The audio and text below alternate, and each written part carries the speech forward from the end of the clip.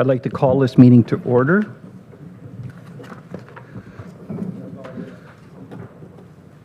As we gather here today, we acknowledge on behalf of the County of Renfrew and our community that we're meeting on the traditional and unceded territory of the Algonquin people. The County of Renfrew was established in 1861 on these lands, which have been cared for by the Algonquin people for thousands of years. We express our gratitude to the Algonquin people for their stewardship of this land and honor their rich history and culture. We also thank all generations of Indigenous peoples who have maintained a deep connection to this territory, and we are committed to fostering respect, reconciliation, and understanding. Please stand for a moment of silent reflection.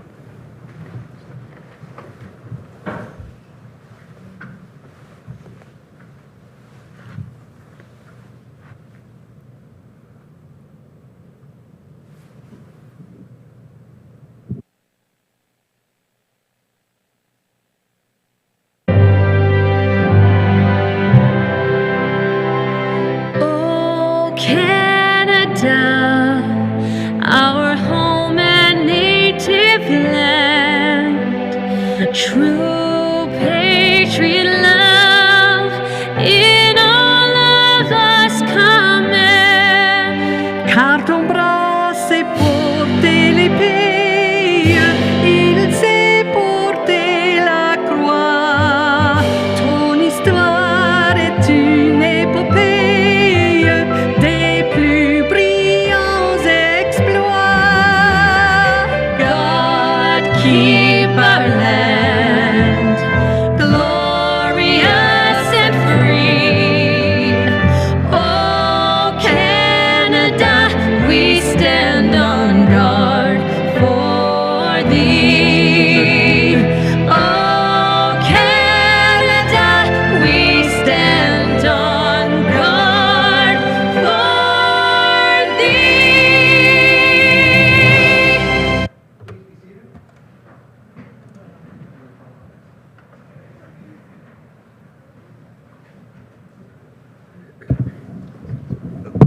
Good morning, Madam Clerk. Could you please conduct roll call? Good morning. Councillor Doncaster. Councillor Donahue. Here. Warden Nemo. Present. Councillor Giardini. Present. Councillor Grills. Present. Councillor Hodnott. Present. Councillor Yon. Here. Councillor Lynch. Here. Councillor Mayville. Present. Councillor Murphy. Here. Councillor Nicholson. Present. I'm virtual and we'll have to step away about 11:50. Thank you. Councillor Proctor. Present. Councillor Wiki Schoenfeld. Present. Councillor Service. Here. Councillor Schulist. Jag är en värd you am to do so. Councillor Watt. Present. And Councillor Weir. Here. Thank you. We have quorum. Thank you. Are there any disclosures of pecuniary interest? Seeing none, we'll proceed. Thank you.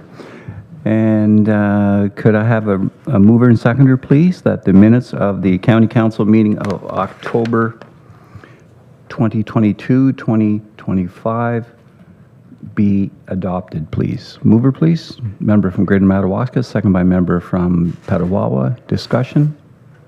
All those in favor? Opposed? None. It's carried. Thank you, Council. Since the last County Council meeting on October 22nd, I have attended 5 meetings on council business. It was a pleasure to bring greetings at the Community Forest Managers AGM hosted here in Renfrew County on October 28th and 29th. I want to thank Lacey Rose and her team for organizing such a great event with over 6,500 hectares of hectares. I've only said this about 6,500 times. Of county managed forest, we are proud to be one of Ontario's 57 community forests. These lands support tourism, recreation, and conservation and reflect the foresight of those who began reforesting over a century ago. We are honored to host this gathering and value the opportunity to learn from each other through this strong network of forest managers. I was honored to attend Remembrance Day ceremonies in Horton and Renfrew, joining both communities in paying tribute to those who served and sacrificed. I want to sincerely thank all county councillors who laid wreaths on behalf of the County of Renfrew. Your presence was deeply appreciated. On November 8th, I was pleased to attend the Renfrew Curling Club special event, The Scots Are Coming, welcoming visitors from Renfrewshire, Scotland. It was a wonderful celebration of curling, camaraderie, and international friendship. Thank you to the club and all involved for showcasing Renfrew County's hospitality and love of the sport. Another great example of how we celebrate our mutual twinning. Plans are underway for our visit to Queen's Park next week, and I look forward to fruitful meetings with several ministers as we look to further advocate for our key issues. It does seem that winter has arrived, and I would like to take a moment to remind everyone watching to change your tires and drive to the conditions. Safety is one of our main priorities, and we would like everyone to arrive at school, at work, and back home in a safe and cautious manner. Thank you to our Public Works Department for being ready for the first significant weather event of this winter season. All of these efforts continue to reinforce our why statement, which is to cultivate a compassionate, collaborative, creative, and inclusive environment, providing our community with meaningful support and innovative solutions. I will remind those assembled here of the following: the County of Renfrew, experience our history, and share our future. This concludes my address for this session of County Council. And now, Mr. Davis, please, I think you'll introduce our delegation. Thank you, Warden, and good morning, everyone. I'm pleased to have with us today Mr. Bruce Oates, the plant manager for the Pembroke MDF Roseburg plant here in Laurentian Valley, Whitewater area. He's here to talk about the plant itself and some new initiatives that's coming forward in his area. And again, this aligns with the forest industries looking to go beyond what they typically do in the past. So thank you, Mr. Oates, and the floor is yours.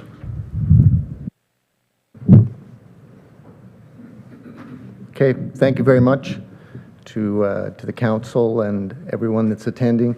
And I always say that Mr. Oates is my dad, so I'm Bruce. Thank you very much for the opportunity to come and speak about our plant. We're certainly very proud of where we have come from, where we started.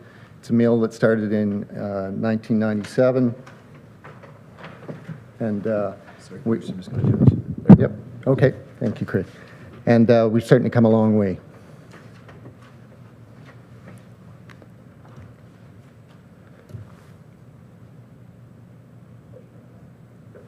Am I on? There we go. Okay. So Roseburg, just as a ownership company, we are the Roseburg family is primarily situated on the west coast in the U.S., Oregon specifically. Started by a gentleman named Kenneth Ford, very big in plywood, LVL lumber, medium density fiberboard, which is what our mill is. Company that is, its roots are in the forest industry, started in 1936, and what I would consider really just humble farmers. Although in the forest industry, we certainly have the the farming community here, both in agricultural and in forestry. They make a perfect fit for partnering with us. Became part of the Roseburg family in 2018, and since then they've continued to invest in the Pembroke site to the tune of currently sitting at about $47 million worth of investment just in the facility. And that is for growth and sustainability. So, For us, the Pembroke facility itself, we are approximately 200 team members. We're one of the largest employers in the sector, and situated on about 265 acres of land and approximately 9 acres underneath our roof. So we are a very large facility. We source about 340,000 green tons of chips and sawdust to be able to make our product, and one of the largest consumers of sawmill residuals throughout Ontario. We have large consumption of electricity, about 15 megawatts. And if you were to compare that, on a monthly basis, we use approximately 9 million kilowatts. A normal household would use about 1,800. So you can see the scale that we are operating at. And we're producing approximately 134 million square feet of MDF in a year on the MDF side, and then about 95 million lineal feet of moldings, and that's on an annual basis. So, for us, part of our sustainability, what we're looking for, one of the next major projects that we're looking to do is a combination of regenerating our current heat plant and then also putting in a 15 megawatt cogen that has benefits not only to Pembroke MDF, but also to the grid and then also to the community. We estimate that the project itself will be approximately $147 million in Canadian funds. And specifically what it'll do is it will help us with our greenhouse gases. We aim to be good stewards to not only our community, but also to the environment. So that will significantly reduce our greenhouse gases going off of natural gas and certainly putting more of the local wood to use. We estimate that we'll purchase approximately 190,000 green tons of local wood that would be used in the biomass. So. Additionally, we'll eliminate wood waste that currently goes to waste sites. As much as we'd like to, or as much as we try to use our waste streams putting back into the process and back into turning it into heat and energy, we're not able to consume it all. The project would take that into account, and we'd be able to consume most of it, if not all of it. So, we'll also we have some bottlenecks. We are a mill that is influenced by the climate. Wintertime is much different for us than what it is in the summertime, and putting in the new biomass and cogen would certainly help us out there and eliminate that bottleneck. Certainly operational costs and manufacturing process. Really what this does is, like everyone, we certainly recognize or we're feeling the heat of the increased costs for energy, both from electrical and natural gas. This will allow us to become much more self-sustainable and we could almost island ourselves coming off of the grid.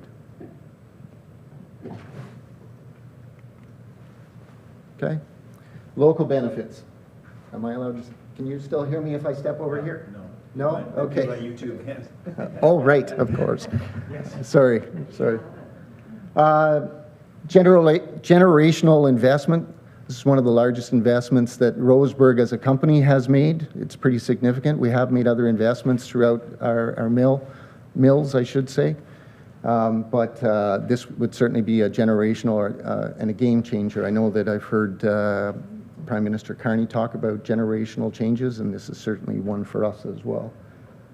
We are a cornerstone in the local forest industry. We estimate for every job that we have in the mill, we directly affect 2,000 external outside of the mill. So certainly a substantial influence on the local community and also the industry. Secures a strong future for Renfrew County's forestry and business. We have strong partnerships with our local sawmills, and we look to continue those strong partnerships. And we're fortunate we have backing and letters of confidence from a lot of those sawmills and other partners that we have in the area. So. I spoke about the displacement of natural gas and electricity and the large volume of unused wood and biomass, the low value wood that we'll be able to consume, helping not only to supply biomass to the cogen, but also really helping out the local forest industry.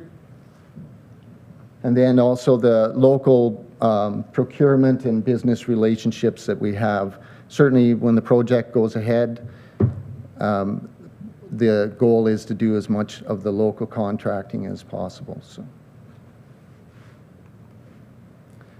We have had federal and provincial government funding, and we certainly appreciate that. We've secured some grants from M&R and the Ontario Biomass Program and Environment Climate Change Canada, ECCC, and still waiting on a couple of more to come to hear back on. And we look for your support for this. I know that just recently my colleague Matt Mertens, who will play a big part, has played a big part certainly in the development of the going after the funding, but also Matt is our procurement manager for our raw materials, so he's going to end up purchasing about 65% more material than what we currently purchase, so it's a big change for him. But many of you would have received just this week a letter looking for your support, and we would appreciate your endorsement of the project in general. So. And as I mentioned before, we certainly look to not only build on what we have established, but continue to grow our presence in the community. Simple things like we do part of the roadside cleanup, and it's just one of the examples of how we're looking to stream and get into the community. I do want to mention that we just recently, as the part of the Chamber of Commerce, we were awarded our Visionary Award. Very happy to receive that, and proud of the fact that it was an award that we weren't aware that we were nominated for. We didn't nominate ourselves, and as a full team effort, we're proud that recognized by the community and by our peers to be able to receive it. So. I think that's what I have for now. Great, thank you very much. I'll open up the floor to questions from council. I'll start off with, this is proven technology. You're not straying off the grid, so to speak, to find something that you'll be tinkering with? Correct. New to the area, but certainly not new as an industry. Well used in Europe. Should the project go ahead, there is a couple of facilities that will go and see exact, a little bit smaller, 15 megawatts is a fairly large cogen, but we would head to those sites and just get a good look at it. So. Great, thank you. Member from Madison Bromley, please. Thank you very much, Mr. Warden, and thank you through you to Mr. Oates. This is now the second presentation on biomass cogeneration. I'm sure you, Mr. Oates will be quite aware, as council will recall, at our last meeting in October, Hokum was here, Dean Felleber was here. Mr. Felleber made a presentation on their project. What distinguishes yours, I believe, from the presentation is Mr. Felleber anticipates exporting some of the power generated through I don't know if they're still referred to as FIT programs. It seems like this is anticipated simply to drive operations within your manufacturing facility here in Renfrew County. What I was drawing on in and you alluded to, or Mr. Oates alluded to this, Mr. Chair, in Mr. Felleber's presentation, he identified that there's about 450,000 tons of what he referred to as stranded materials. I think a lot of that, Mr. Fellebrand suggested, was as a result of the mothballing of the consolidated Bathurst plant, or whatever it might have been called at its termination. And Mr. Helber's expectation was of that near 500,000 tons, they anticipated that their project would use up about 150,000 tons. Is that comparable to what you would be anticipating utilizing in your project as well when it is up and running? Yeah. So we are in a good partnership with Dean and the Oakham Group. Appreciate all that they partner with us on. They are also very supportive of our project. As Dean mentioned, there is a large volume of low-value wood, underutilized wood. We only help to support the better utilization of that. We did also look at going through the same stream as what that project is, where the capability of selling back to the grid. They're very fortunate. They're on a line that is capable of putting back to the grid. We are not. It was an avenue that we looked at. The grid simply cannot support being able to sell back, and therefore it wasn't something that we could continue. This is an option that has been approved by both IESO and Hydro One, so there is sufficient, actually still an abundance of biomass to be able to support both projects. Supplementary? Thank you very much, and very pleased at your answer. And of course, I am in support of this for all of the reasons that you enumerated. I'm quite certain that you will be aware that just recently the County of Renfrew has embarked, though we are making just a nascent step so far, on our climate action plan. And this is consistent, as is the previous project that we looked at. I am in full support of this. The second thing that I am hearing from you, even if it is a byproduct of your presentation, is what we also heard from Mr. Felleber. Once again, the constrained transmission system in Ontario is a limiting factor. And that is a terribly unfortunate situation, given the scope of the investment that Roseburg is anticipating in this project. I think that there would be incredible value that could be distributed much more broadly. It certainly is diminishing GHGs or equivalents in driving your own operations, but I think we're missing opportunities in this instance, whether it is transmission or distribution. So once again, I think that it behooves us to certainly accentuate that enormous constraint on our capacity here. We were one time the hewers of wood. We have become the generators of electricity through hydroelectric generation, but we have available this untapped resource, but we are constrained by the system. Thank you. Thank you. Other questions, comments? I'm sorry. Yes, the member from Whitewater.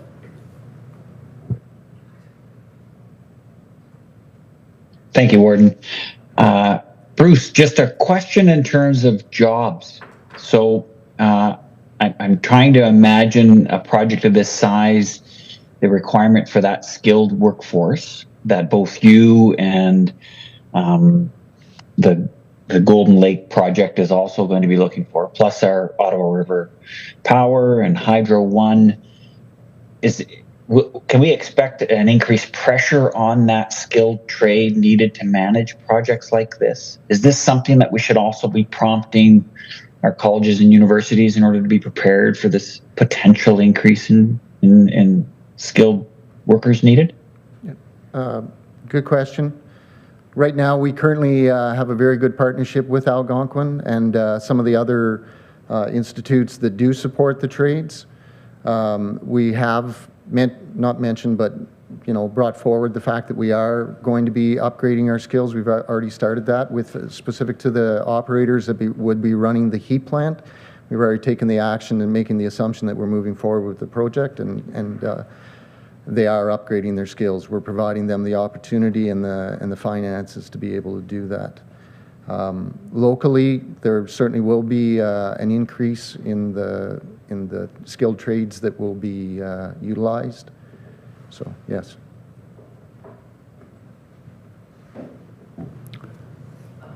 Thank you.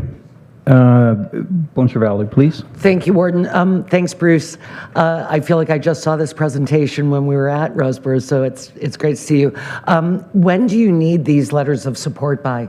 We're hoping to get them as soon as possible, actually. Okay. There is some deadlines that both from the government and from our own project side of it, so. But next week is not too late.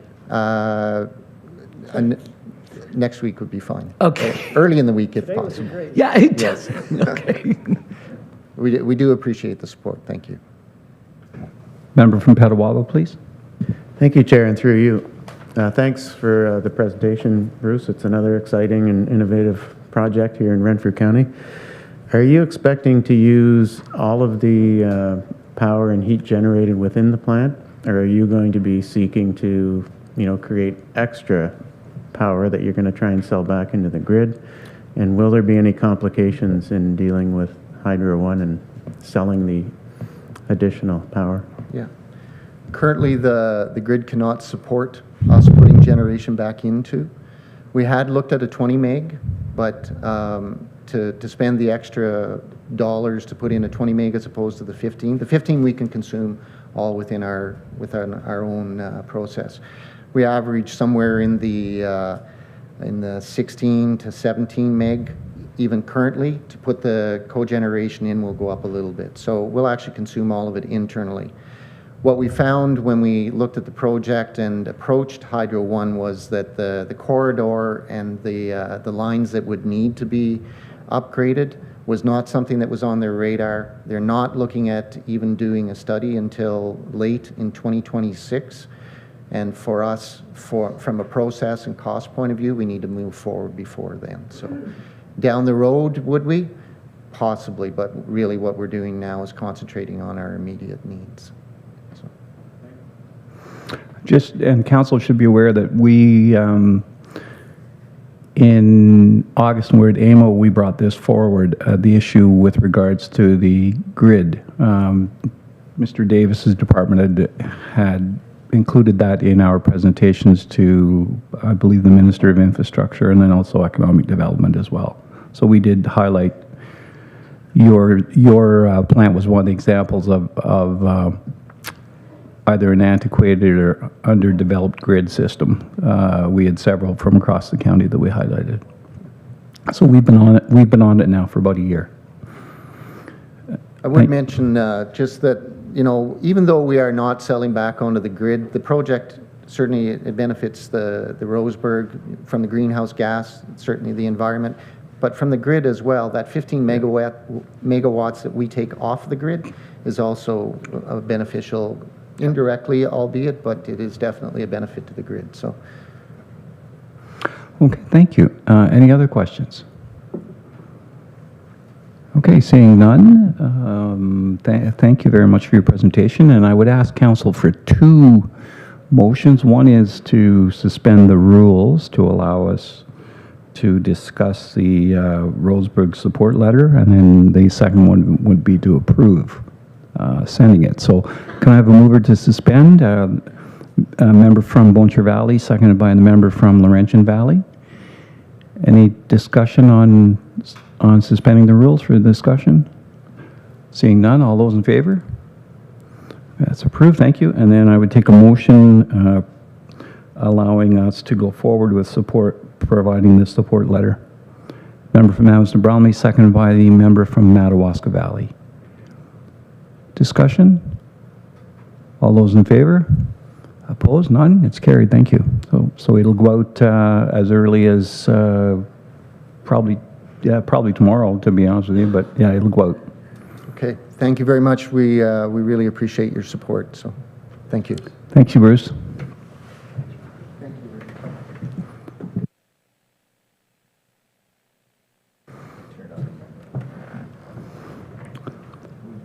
Okay, now we'll turn to correspondence. Mr. CAO. Thank you, Warden. Good morning. Of course, as always, all correspondence received has been forwarded to the appropriate committee. I'm just trying to think if there's anything else. No, that was it. There was a piece on Roma, but we brought it forward last time. So again, everything's been forwarded to the appropriate committee. Great, thank you. And operations, please. Chair.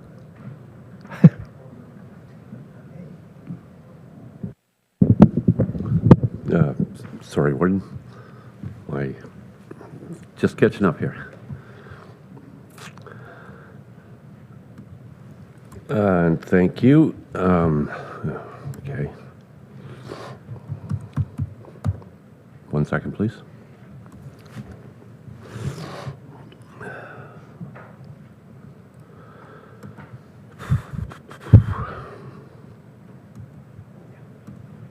Everything seems to have closed on me.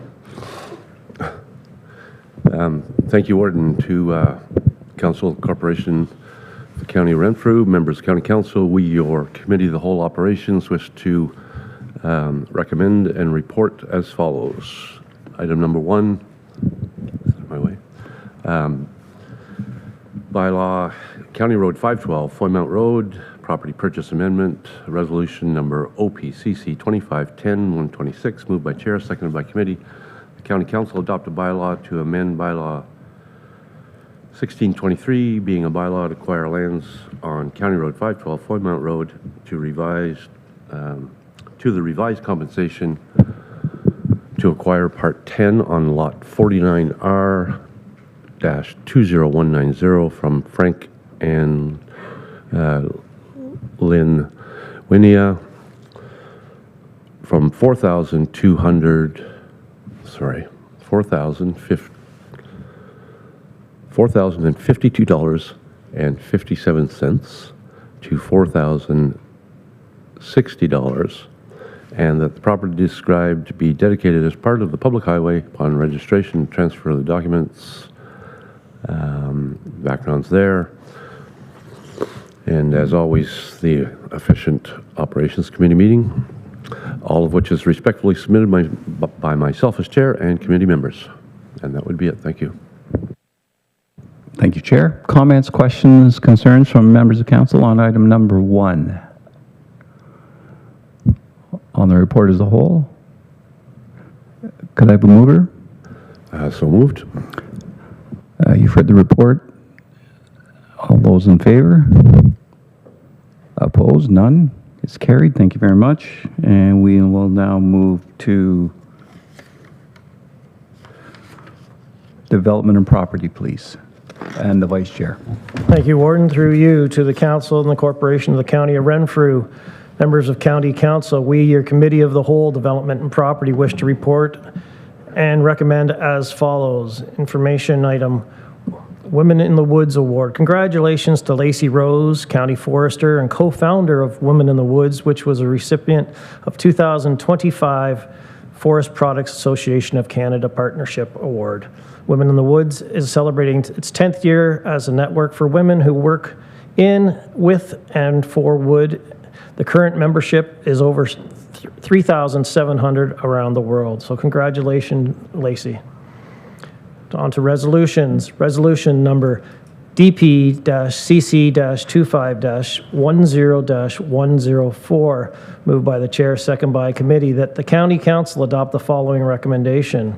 Whereas the County of Renfrew retained ESRI Canada to conduct the next generation 911 GIS readiness assessment to evaluate the county and its local municipalities' preparedness and transition to digital GIS 911 systems, whereas the final report concluded that while the county's current GIS infrastructure forms a strong foundation, further enhancement are necessary to meet the national NG 911 standards by 2027, whereas the assessment identified the need for improvements in data, completeness, address accuracy, boundary alignment, formal quality assurance, change management, workflows, integrated agency collaboration, staff training, and government structures structures. Now therefore be it resolved that the County Council directs staff to implement the following actions in response to the assessment findings and recommendations.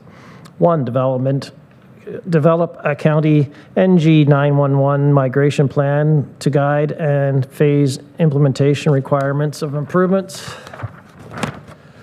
Number 2, implement formal quality assurance, quality control, tools and policies for address boundary and road network data to ensure data integrity and compliance with 911 standards, establish formal data sharing agreements with local municipalities, City of Pembroke, Algonquins of Pikwakanagan, apologies, to support the coordination of GIS data and management, create an integrated departmental NG 911 working group consisting of representation from GIS, Planning, Public Works, Emergency Services, and Information Technology, and 5, recognizing NG 911 as a corporate strategic priority to ensure the appropriate staffing and training and financial resources are allocated to support by 2027 deadline.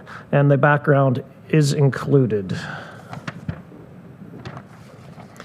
Moving on to number 3, resolution DPCC 25-10-1114, moved by the chair, second by committee, that the county council support the proposal of Golden Lake Power biomass cogeneration project through advocacy and staff time where required, and that the warden be directed to submit a letter in support to the Ministry of Energy and Mines, Ministry of Infrastructure, Ministry of Economic Development, Job Creation and Trade, Ministry of Natural Resources, Forestry, Independent Electrical Operators, and copy to MPP Billy Dano, Renfrew, Nipissing, Pembroke, and MP Cheryl Gallant, Algonquin, Renfrew, Pembroke, and other appropriate provincial, federal, or municipal governments in recognition of the project's economic, environmental, and regional significance to the county of Renfrew, and the background is included. Number 4, resolution DP-CC 2510-115, moved by the chair, second by committee. Whereas the county council recognizes the importance of the efficient and coordinated regulatory process for mining operations within Ontario, whereas the adoption of one project, one process approach would streamline approvals, reduce duplication among regulatory bodies, and enhance clarity and predictability for proponents of mining projects. Now, therefore, be it resolved that the County Council endorse the legislation specific to mining operation that adopts a 1P approach to regulatory approvals, and further that a copy of this resolution be forwarded to the Honourable Doug Ford, Premier of Ontario, and copy to the Ministry of Energy and Mines, the Ministry of Environment, Conservation and Parks, Ministry of Natural Resources, Ministry of Transportation, Ministry of Citizenship, Multiculturalism, Northwestern Ontario Municipals Association, Federation of Northern Ontario Municipalities, and MPP Billy Dano from Renfrew, Nipissing, Pembroke. And the background is included.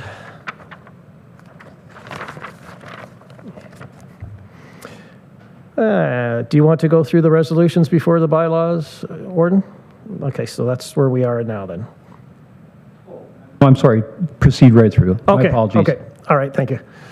Bylaws, janitorial contract 7 and 9 International Drive, Pembroke. Resolution DPCC 2510-105, moved by the chair, second by committee, that the county council adopt a bylaw to enter into an agreement between the county of Renfrew and GDI Integrated Facility Services, Ottawa, Ontario, for the provision of janitorial services for the county administration building at 7 and 9 International Drive, Pembroke, Ontario, in the amount of $262,288 plus applicable taxes for a 3-year period effective December 1st, 2025 to November 30th, 2028, and the background is included.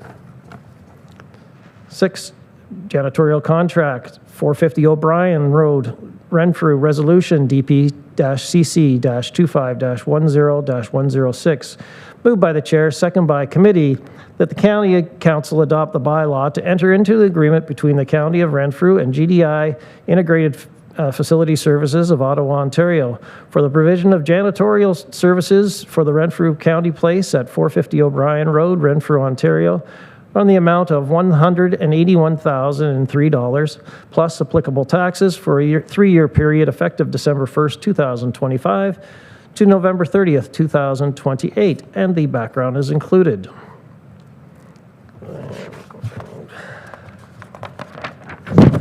I'm sorry. We'll move on to number 6, the official plan amendment. Resolution DP-CC-25-10-107, moved by the chair, second by committee, that the county council adopt bylaw to approve and modify the official plan amendment number 48 OP 48. And the background is included, all of which is respectfully submitted by myself and the committee members. Thank you. Comments, questions, concerns from members of council on item number 1? Item number 2? And I should have thought of this last week, but just a quick question to Mr. Davis. In terms of the working group, should we also be consulting with Garrison Petawawa and CRL, Chalk River Labs, as part of this process? Thank you, Warden. And the good question. For sure, Garrison Petawawa is part of the working group, as they have a number of municipal roads within their jurisdiction. CNL is a little different story, but we will try to address that also. Okay, thank you. Item number 3. Item number 4. Item 5. Item number 6. And item number 7. Oh, I'm sorry, member from Whitewater. Thanks, Warden. The question was related to 5 and 6. I just didn't get the electronic hand up fast enough. I just noticed in this type of service agreement that there is no companies that bid from the county for what that are pretty good sized valued projects. Is there no company that could have bid? Is this a developmental opportunity where we could try to grow a business like this in the future to be more competitive locally? Okay, Mr. Davis. Thank you, Warden, and through you to Councillor Nicholson. It's always an opportunity to make sure that the local industries that are here to see these contracts, to make sure they're aware of them, which they are through bids and tenders and through our websites. And it's a challenge for them to respond to some of these. And the number of local bidders in this area, they're aware of them, but they have full plates themselves. So it's a challenge. And these are 2 big portfolios here, both Renfrew County Place and this building. So thank you, and I think the member, rather than, I think he was talking about encouraging rather than growing, because if we were trying to grow it, it might look like we're interfering, but I think he certainly meant encourage. Thank you, Warden.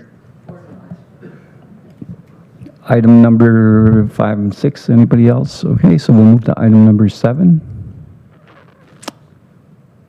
I'm sorry? Just 6? Oh, I'm sorry, yes. No, it's 2 6s, it's number 7. Oh, okay, yeah, okay, that's, yeah, sorry. I was somewhat correct this time. Item number 7. The report as a whole. Can I have a mover? So moved. Thank you, Vice Chair. You've heard the report. You've heard some of the input. All those in favor? Opposed? None. It's carried. Thank you, Council.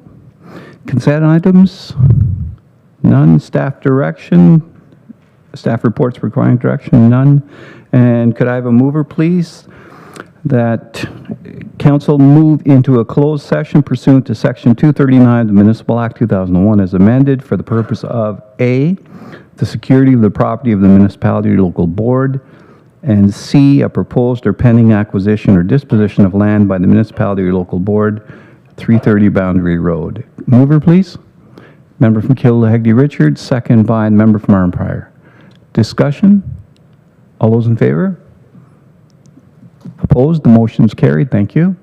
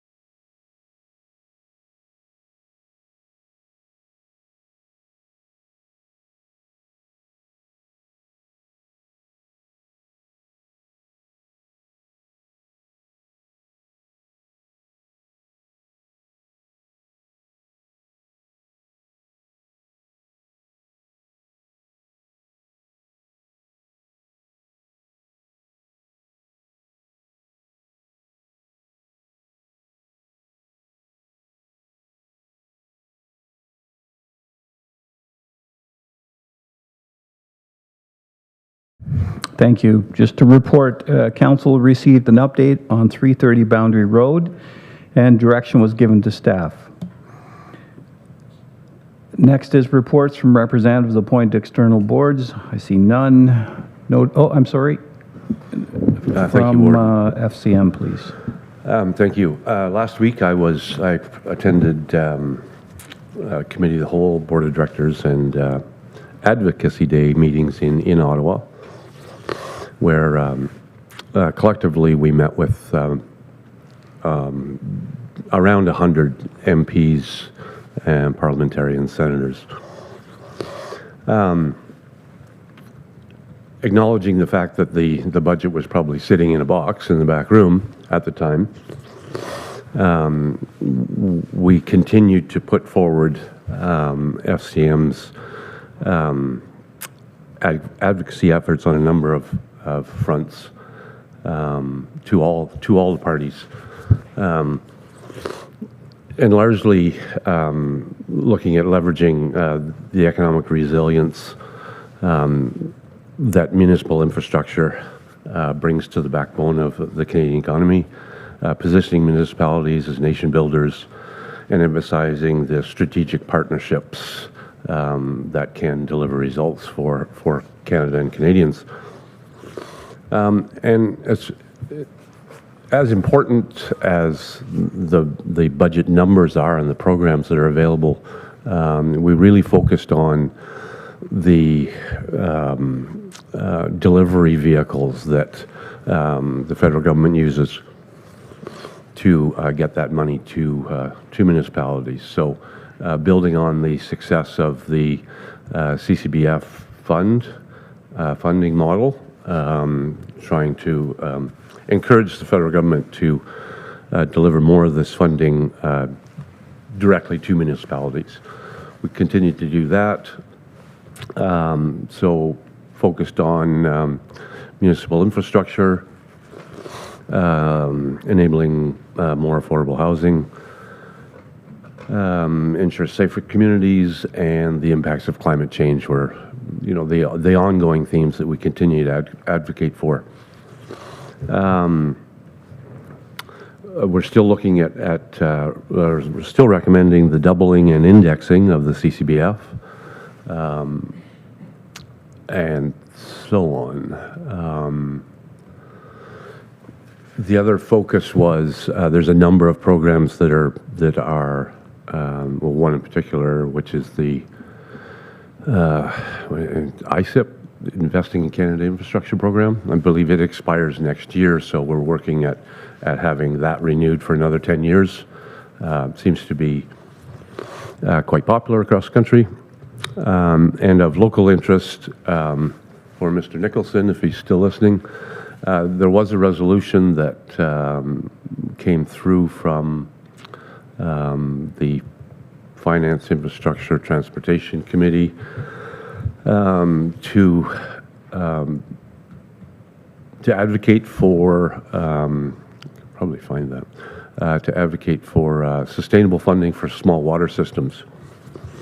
At the Board of Directors, I had a resolution, an amendment to the resolution on the floor to include wastewater systems in this advocacy funding. However, that one failed, but we did pass the resolution for sustainable funding for small water systems.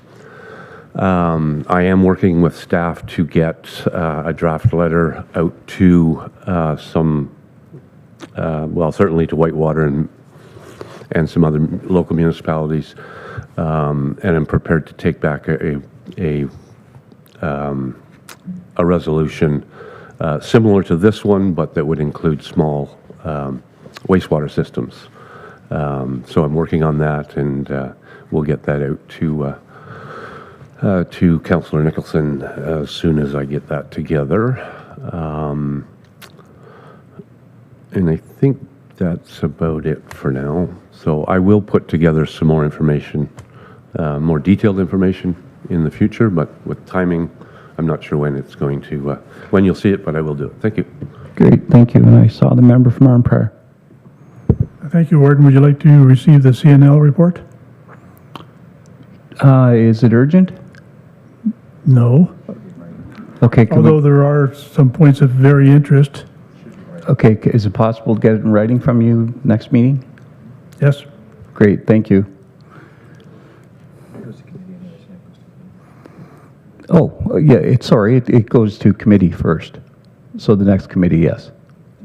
DMP. Thank you. Notice of motions. Members' written motions. Announcements. Mr. Kelly.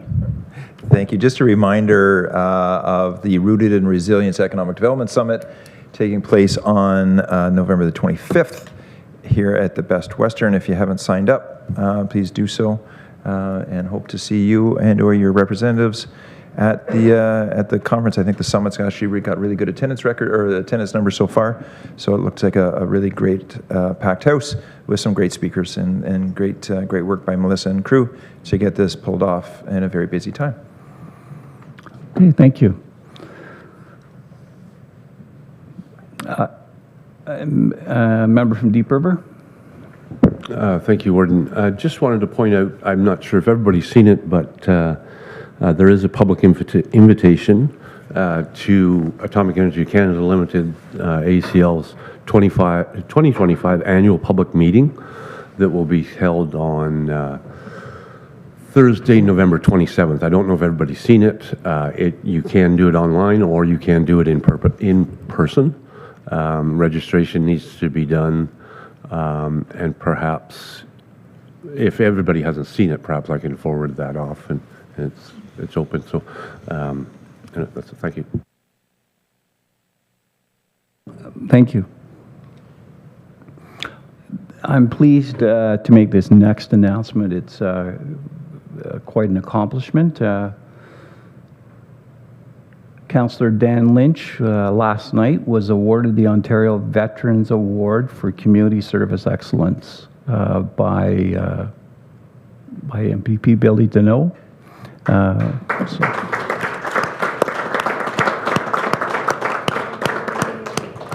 I understand it was quite a surprise. They managed to keep it from you, which is unusual that you didn't hear about something going on in Arm Prior, so good for them.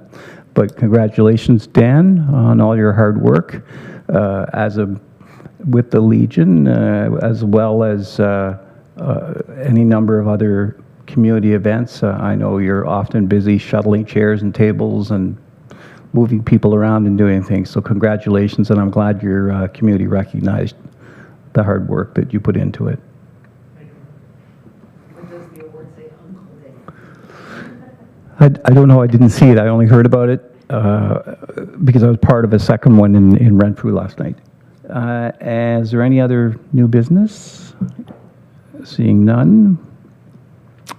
We have a resolution that the bylaws listed be deemed read 3 times and passed. Mover, please. Member from McNabb Braeside, seconded by the member from Head Clare Mariah. Discussion? All those in favor? Opposed? None. It's carried. Thank you.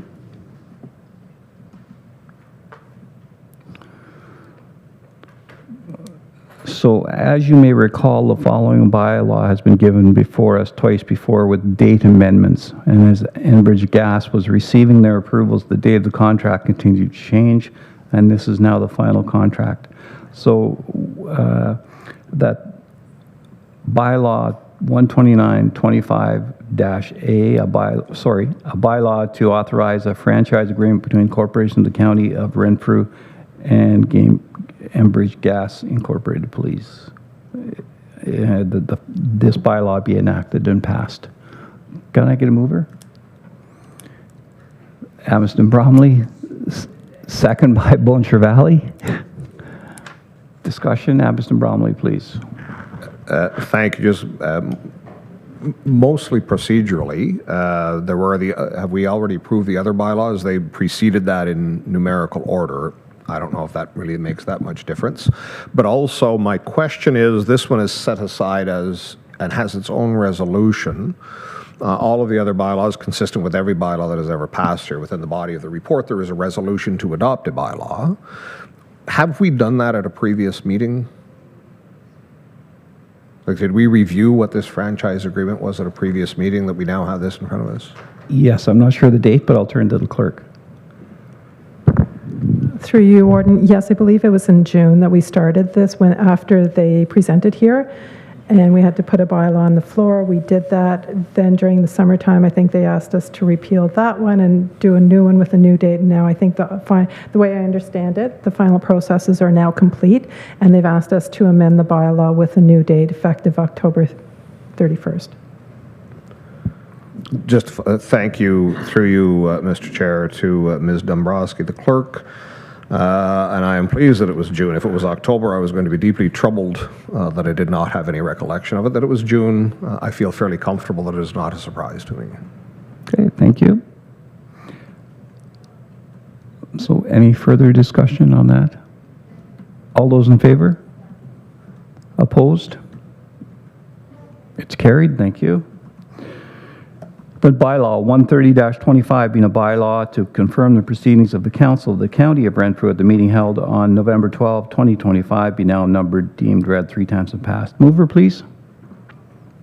Member from Laurentian Valley, seconded by Armprior. Discussion? All those in favor? Opposed? None. It's carried. Thank you. And that County Council adjourns. We have a resolution for that. Mover, please. From Laurentian Hills, seconded by Petawawa. Discussion? All those in favor? Opposed? None. It's carried. Thank you. And I would suggest we will resume at 11:10 for the next meeting, which is Health Committee, I believe.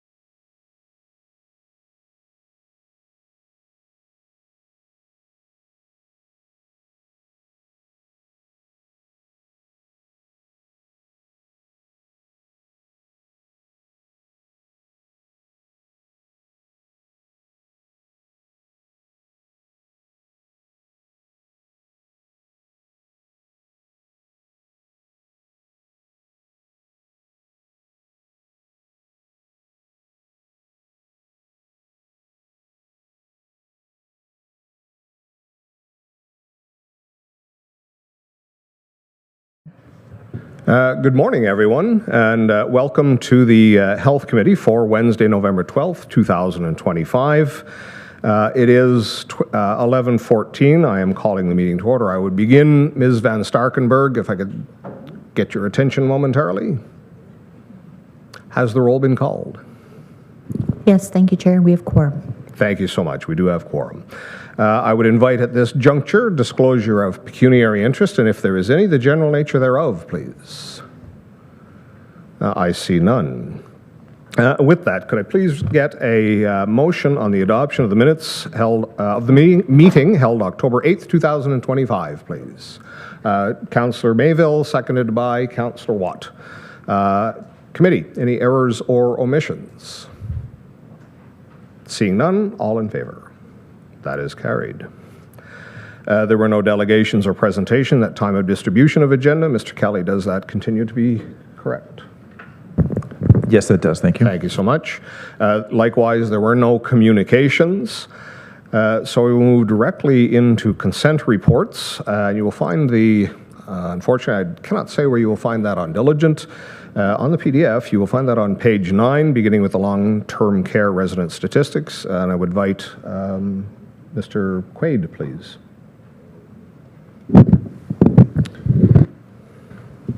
Thank you, Chair.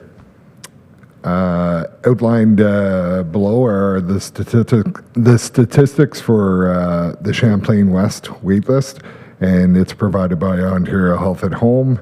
Bonachere Manor is at 128 for first choice from the community or hospital, and there are 34 residents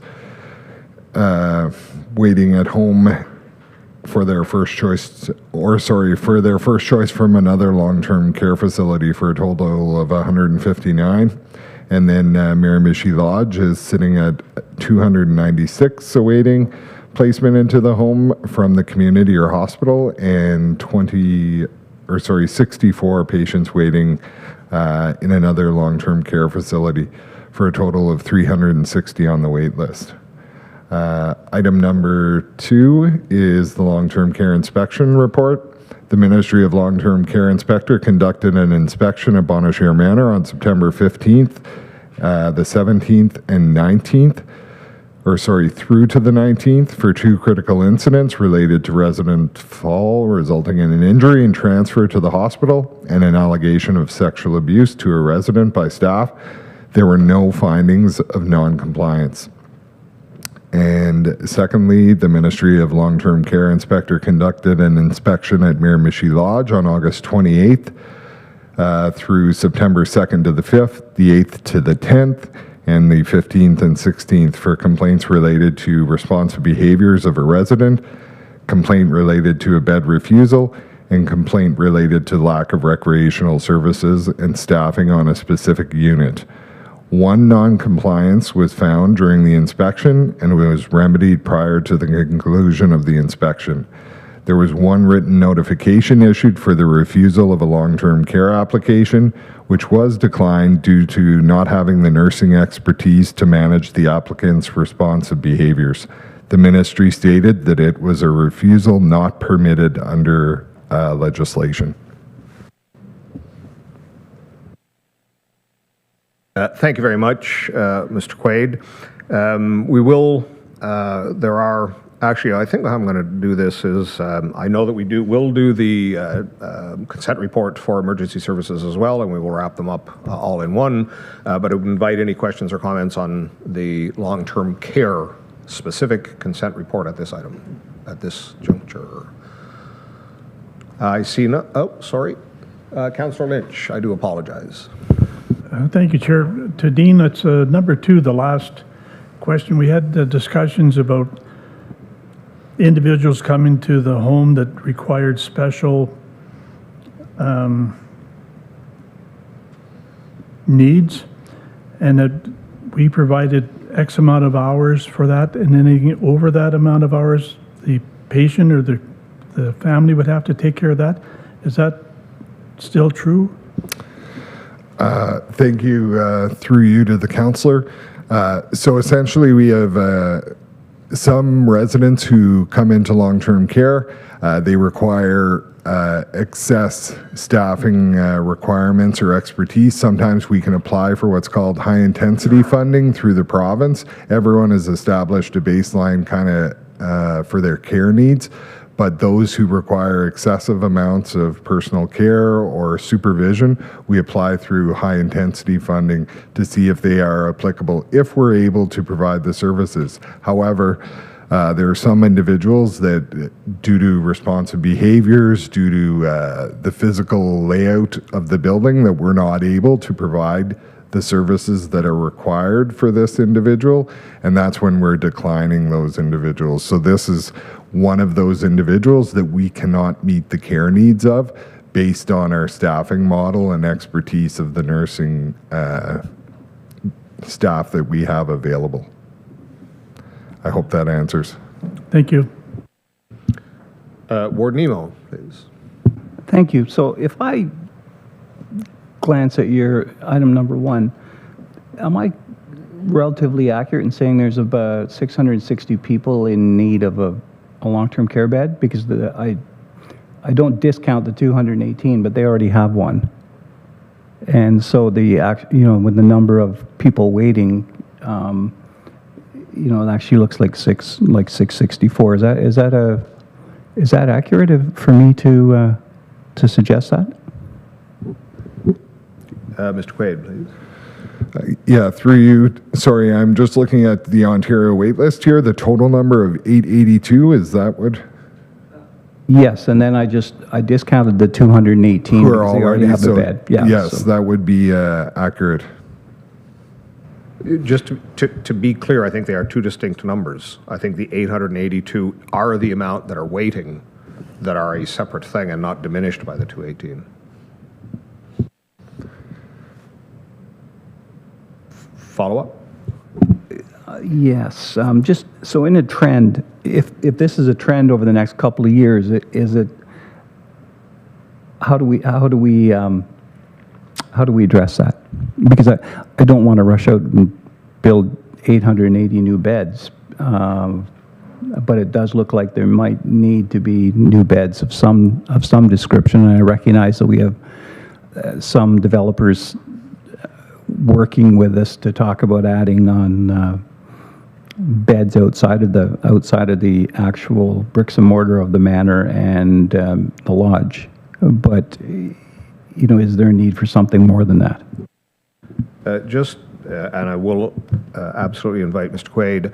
I'm uncertain, and perhaps you may know, Warden, more than I, so the redevelopment of the Grove is completed and those beds are online. I don't know what the status is of Miramichi, but I think that the other substantial augmentation, that is North Renfrew, Valley Manor, I don't think those are actually online.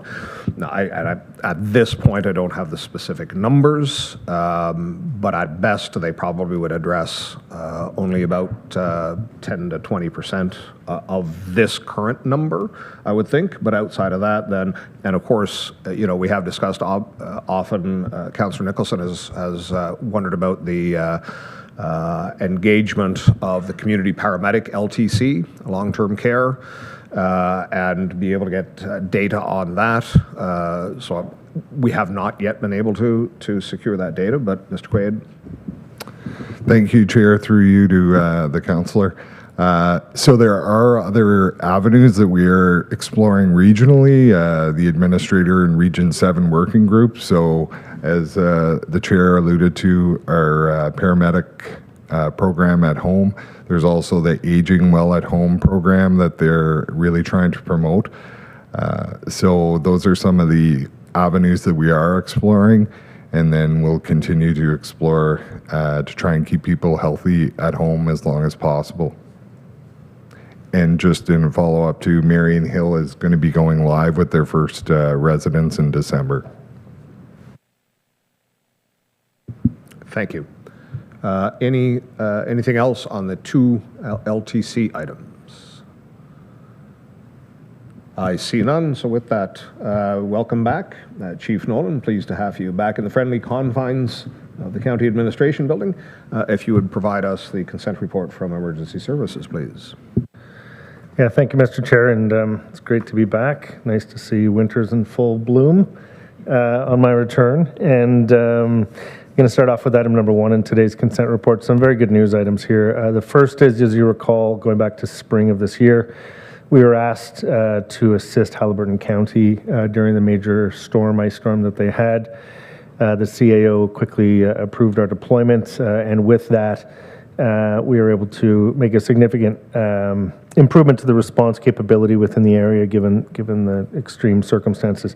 One of the commitments was to pursue funding reimbursement by the province to be able to recoup our costs, and it's good to note that the province has approved the full recovery of costs to the tune of $87,256.08, which was submitted as our portion of the costs associated with that response. So thank you to the province for doing that, and thank you to all the members of committee and council and the CAO for your support in our being able to help out our neighbors, as we know that they would do the same for us.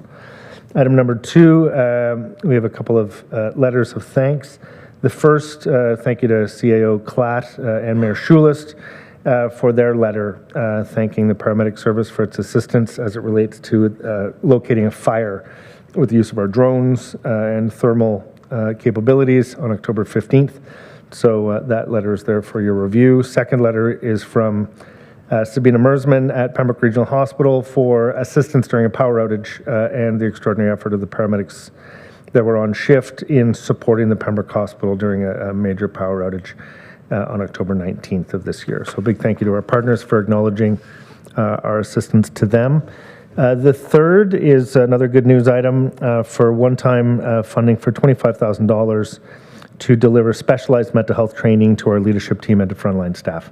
That is in partnership with Warrior Health and its program, and this is 100% funded by the province. So a big thank you to the province for continuing their support in the mental health space for our staff. Item number 4 is the emergency management activity that we've had of late. Most importantly, the countywide exercise that was facilitated by Steve Ospenko on our behalf, where we had 12 municipalities participating in that exercise. Of note, this week past, we've sent out a questionnaire to the CEMCs for their feedback as it relates to that exercise as well.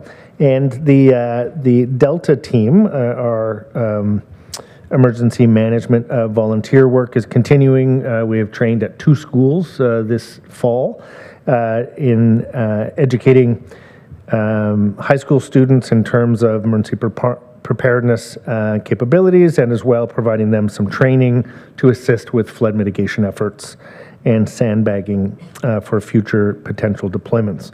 And lastly, the Sierra team was asked by our northern neighbors to provide them some training as it relates to the Sierra team capabilities so that they can start to establish their own Sierra teams or special operations teams within their areas. Reminder, a major change that has occurred is the advent of texting by satellite phones or by cellular phones using satellite technology. That has significantly increased the likelihood that we'll be receiving calls from help from difficult to access locations for people in medical emergencies. Item number 5 is the virtual triage and assessment and integrated virtual care evaluation. And just a couple of highlight numbers for you here. Of the folks who provided feedback, there were over 5,000 responses from our patients who went on to identify that 70% of those people who used VTAC would have otherwise had to go to an emergency department without VTAC, which equates to roughly 2,000 emergency department visits avoided per month across Renfrew County, which is an extraordinary number, and that we have now eclipsed over 200,000 appointments as of March this year, with 75% of those being unattached residents or those without a family doctor. And then lastly and importantly, we have been able to attach over 6,500 residents of Renfrew County through the IVC program, which is of course based at the Petawawa Centennial Family Health Center as an arm of our VTAC integration. So big thank you to the team, Dr. Fitzsimon, Judy Hill, and as well Matthew Grenier and his team for the incredible work that's been evaluated here, and happy to share the results with you, Mr. Chair.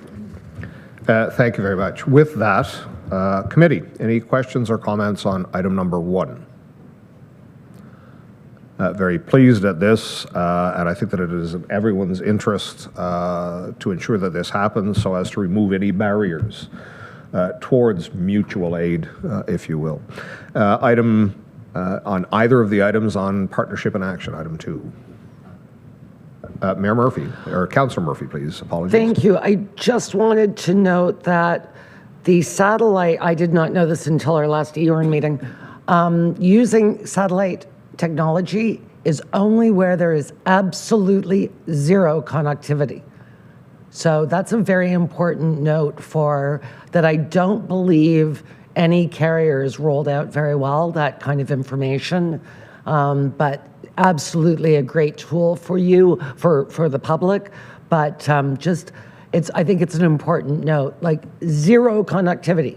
So I think that's a flaw in the system. But thank you. Thank you. Anything further on item 2? Item 3, mental health supports. Always pleased to see an engagement and a lean in on mental health supports. Item 4, the emergency management training exercise and outreach. Finally, item 5, VTAC and IVC. I just have one question, and it is, as the Chief has done, I also want to acknowledge Petawawa Centennial Health Team's engagement on this, and likewise the very muscular engagement of Dr. Fitzsimon. I am curious, committee will recall, perhaps as council, there was a delegation where Sabina Mersman made a presentation here and identified that there were 2 streams moving forward in conjunction with Dr. Philpott's and the province's primary care action plan. In that instance, there was the residency program that Dr. Johnson is running through PRH, the augmentation of what formerly had been 2 spots that is now 6 spots, and a pretty remarkable, I think if memory serves, it was 60% of those that were completing their residency were in fact taking up practice within the county. However, that stream was accepted in moving forward.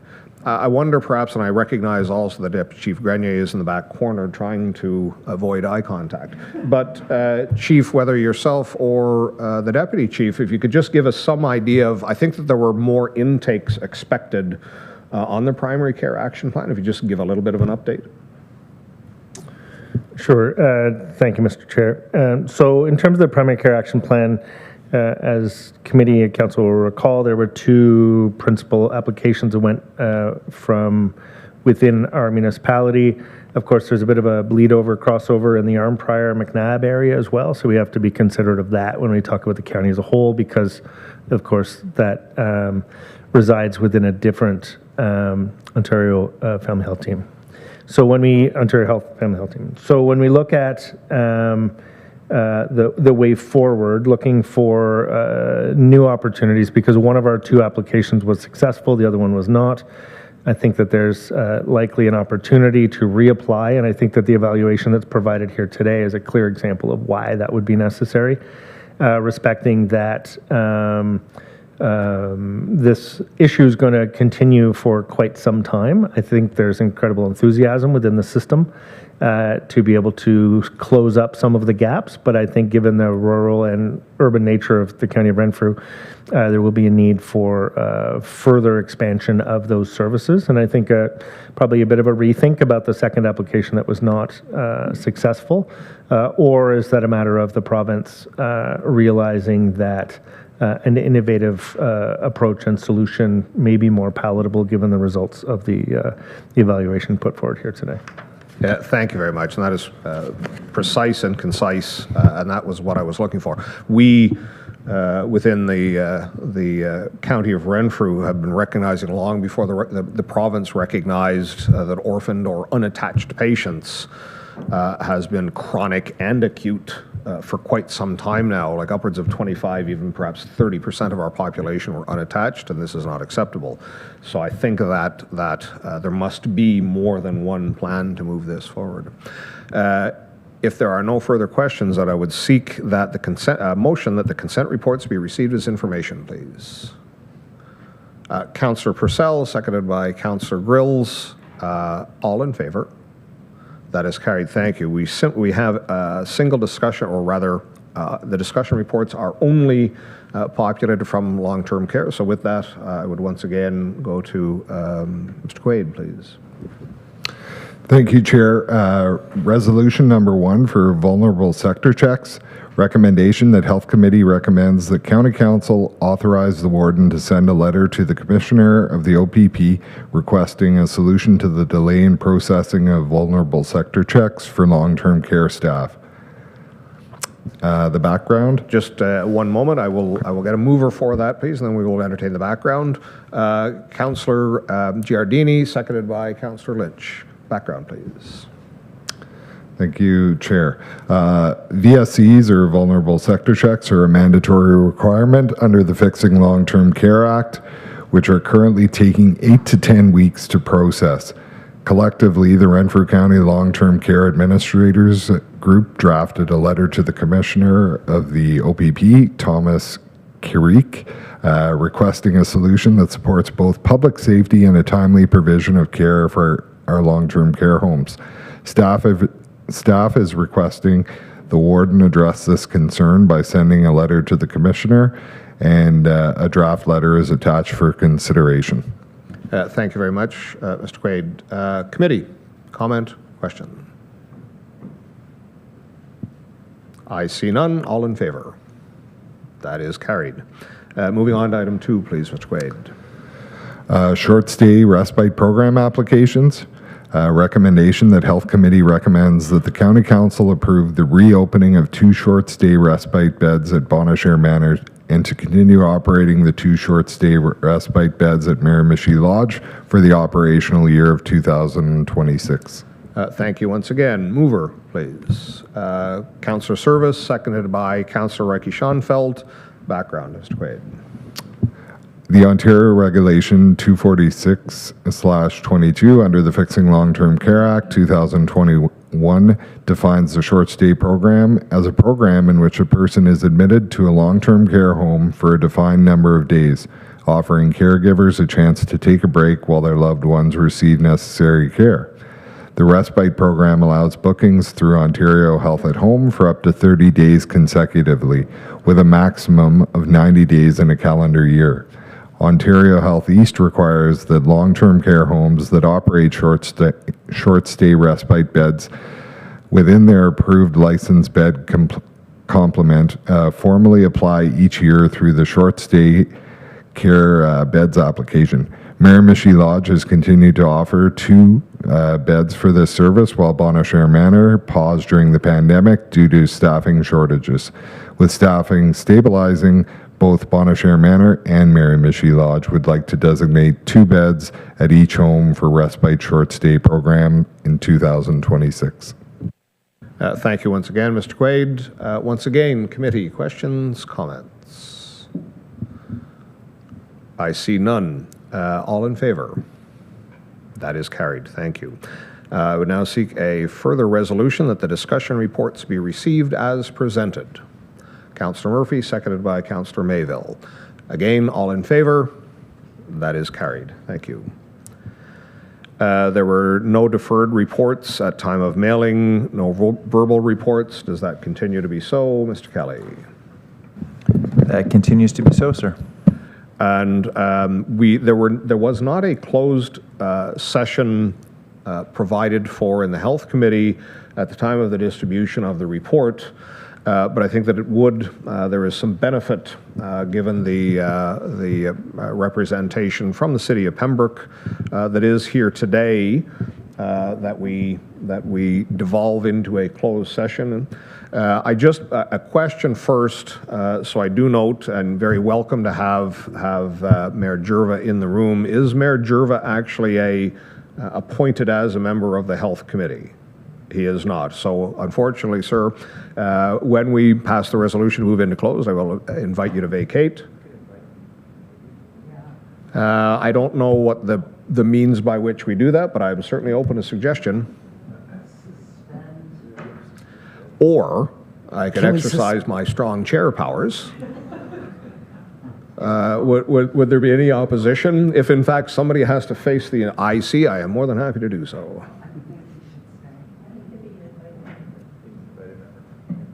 Sorry? We will invite him? I can. I heard that. I can. No, it is quite all right, Warden. We have not devolved into close, but Mayor Jerva, perhaps you heard me. I am imbued with incredible strong chair powers, and I'm exercising them now in inviting you to stay so that you can hear this. We would, in fact, find a means of having this conversation through alternate. That you are here, it is seemingly much more practical and expedient to do so now. So having said all of that stuff, I would now seek a motion. I'm going to look it up for precisely the one that we did in council, so that I would announce it as same, or perhaps Ms. Van Starkenburg, would you have that available at your elbow? Oh, I do have it here. Thank you, Ms. Van Starkenburg, and you can bring your anxiety level down. Resolution, be it resolved that Committee of the Whole for Health move into a closed session pursuant to Section 239 of the Municipal Act 2001 as amended for the purpose of A, the security of the property of the municipality or local board, and C, interestingly, proposed or pending acquisition or disposition of land by the municipality or local board, specifically 330 Boundary Road. Could I have a mover, please? Warden Emo, seconded by Councillor Schulist. All in favor? That is carried. Please secure the doors.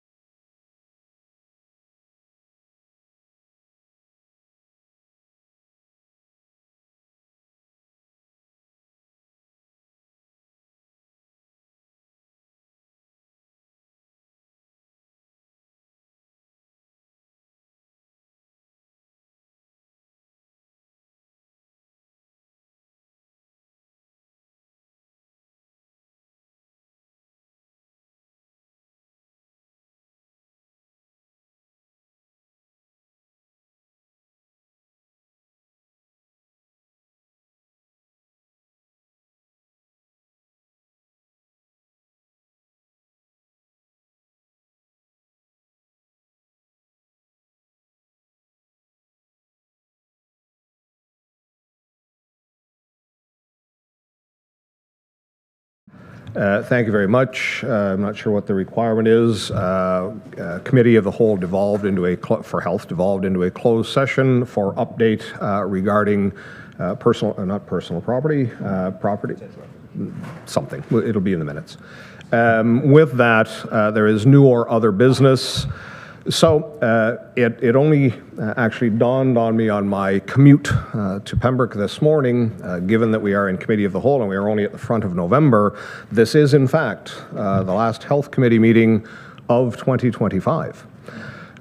So I wanted to take this opportunity to express my deepest appreciation, first off to staff, who are always impeccably prepared. The reports are concise and precise and convey a lot of information. I think that is ultimately why there are so few questions actually posed when committee is in session.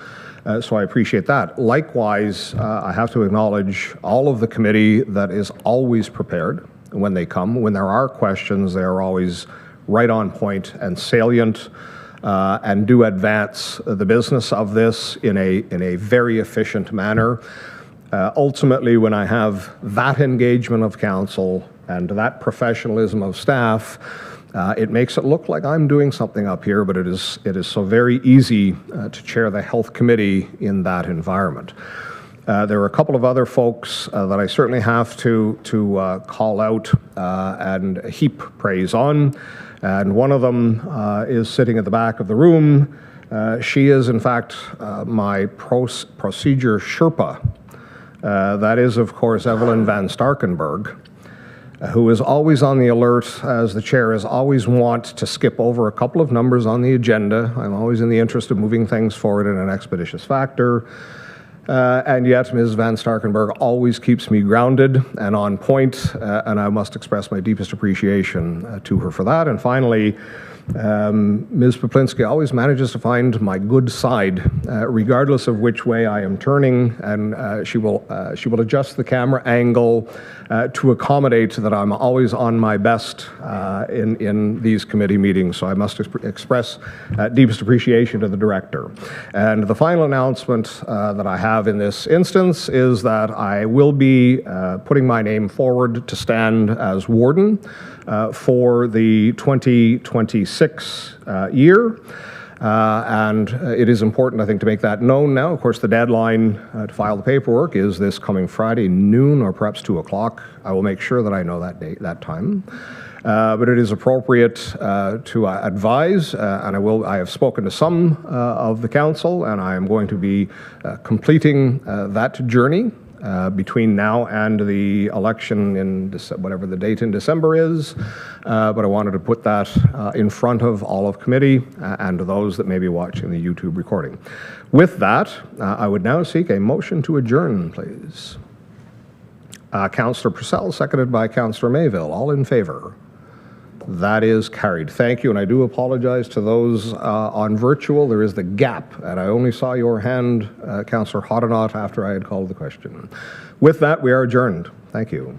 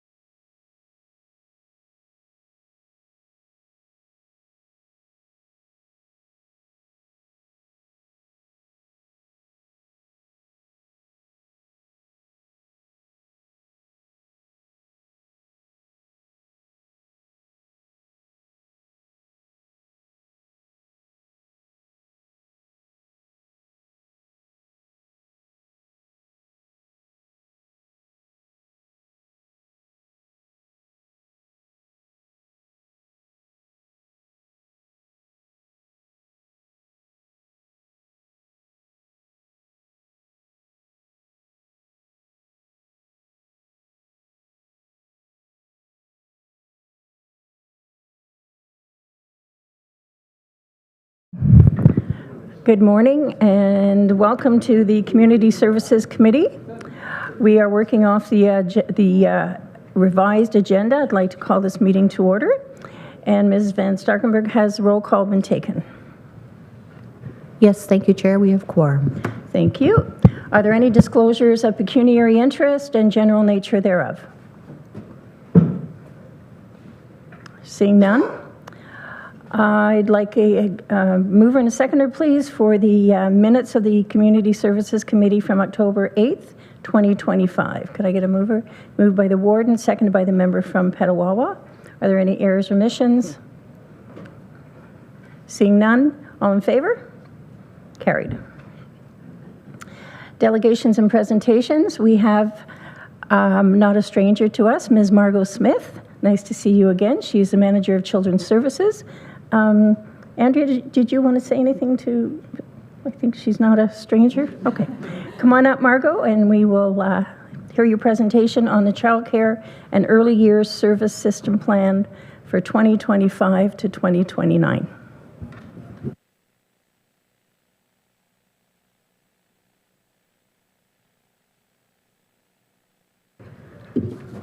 Thank you, Chair, and through you to committee. Good morning, everyone. Thank you so much for allowing me to be here to share the County of Renfrew's Child Care and Early Years Service System Plan for 2025 to 2029. I am so pleased to be here today to speak to you about our roadmap for building a stronger, more inclusive system for children and families in Renfrew County over the next 5 years. As part of our responsibility under the Child Care and Early Years Act, every service system manager in Ontario must develop a local service system plan that outlines how we will manage, fund, plan and support child care and early years services to meet the needs of our communities. For us, this plan is more than a requirement. It's a reflection of our why as a county: compassion, collaboration, creativity, and inclusion. It also aligns directly with our Community Services Department's strategic priorities, which are to serve those with the deepest need, make data-informed decisions, and support wellness for both staff and the community.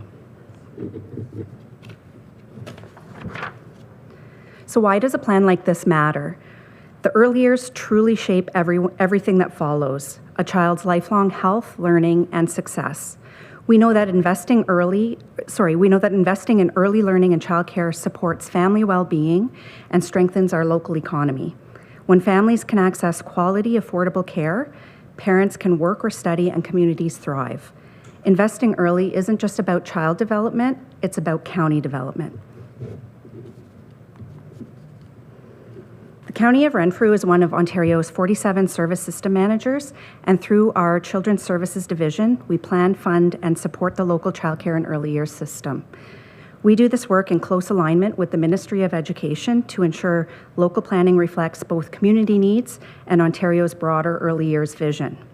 Our role includes allocating and administering provincial and federal funding to ensure programs are sustainable and accountable, leading evidence-informed service planning using data and community input to guide decisions and create plans like this one, providing direct services, including the operation of a licensed home childcare agency, inclusion services, and childcare fee subsidies to support affordability, building sector capacity through training, professional development, and workforce support, and collaborating closely with licensed childcare operators, early on child and family centers, school boards and colleges, Indigenous and Francophone partners, and other community organizations. This plan is our commitment to these responsibilities, a guide for how we'll continue building and supporting a system that meets the unique needs of our county. This plan was built through both evidence and engagement. Through targeted surveys, we heard from 354 families, 76 members of the childcare and early years workforce, and 13 community partners, including local municipal staff and service providers in health and social service organizations throughout the county. Their insights were paired with local data, including demographics, affordability, and developmental indicators to make sure this plan is grounded in both real experience and strong evidence. What we heard across all of the input received, 4 key messages came through loud and clear. Families need more affordable and accessible spaces. Programs need to be inclusive and culturally safe. The workforce needs more support, recognition, and pathways to grow and develop, and our partners value collaboration and want continued coordination across sectors. These voices shaped every part of the plan, and it was very important to us to listen. Renfrew County is the largest geographic county in Ontario, and as we all know here, this brings both strengths and challenges. The next few slides show maps and data that reflect the realities that we have to plan within. Our communities are diverse, from larger centres to very rural and remote areas. That diversity is one of our greatest assets, but it also means that families experience access to care and programs very differently. We have to be creative and flexible in how we design and deliver childcare and early years programs so that no matter where families live, there is the potential for equitable access to quality care. This slide is adding another layer, our social and economic landscape. Renfrew County's median household is lower than the provincial average, and many of our families live in small or single-parent households. We also have strong Indigenous and Francophone communities and an increasing number of newcomers, all of whom enrich our region and shape the services that we provide. But we also know that rural realities and affordability continue to influence access. Families in smaller or remote areas may face barriers related to transportation, availability, or the cost of care, so we need to be thinking about that within our planning. The next three slides are maps showing locations of licensed childcare centres, licensed home childcare agencies and providers, and early on child and family centres across the county. We can see that while there's strong coverage in some municipalities, there are also significant gaps in others, particularly in rural areas. That's where licensed home childcare can play an important role. It offers flexible, high-quality care in smaller community settings and can often meet families' needs in places where opening or sustaining a full licensed centre might not be feasible. Mobile early-on programs also help bridge rural gaps for families, bringing play-based learning, family supports, and early learning connections to communities that otherwise wouldn't have access. Our strategic priorities for 2025 to 2029. So from the data, the engagement, and provincial direction, 5 clear strategic priorities emerged for the next 5 years. First, we'll work to expand equitable access, making sure that families in all parts of the county, including rural and remote areas, can access licensed childcare, early on child and family programs, and recreation opportunities. Second, we'll support affordability, maintaining participation in the Canada-wide and early learning childcare system and making sure families know about and can access subsidies that make childcare more attainable. Third, we'll advance inclusive and culturally safe programming, strengthening Indigenous, Francophone, newcomer, and special needs supports so that all children and families can thrive within the programs.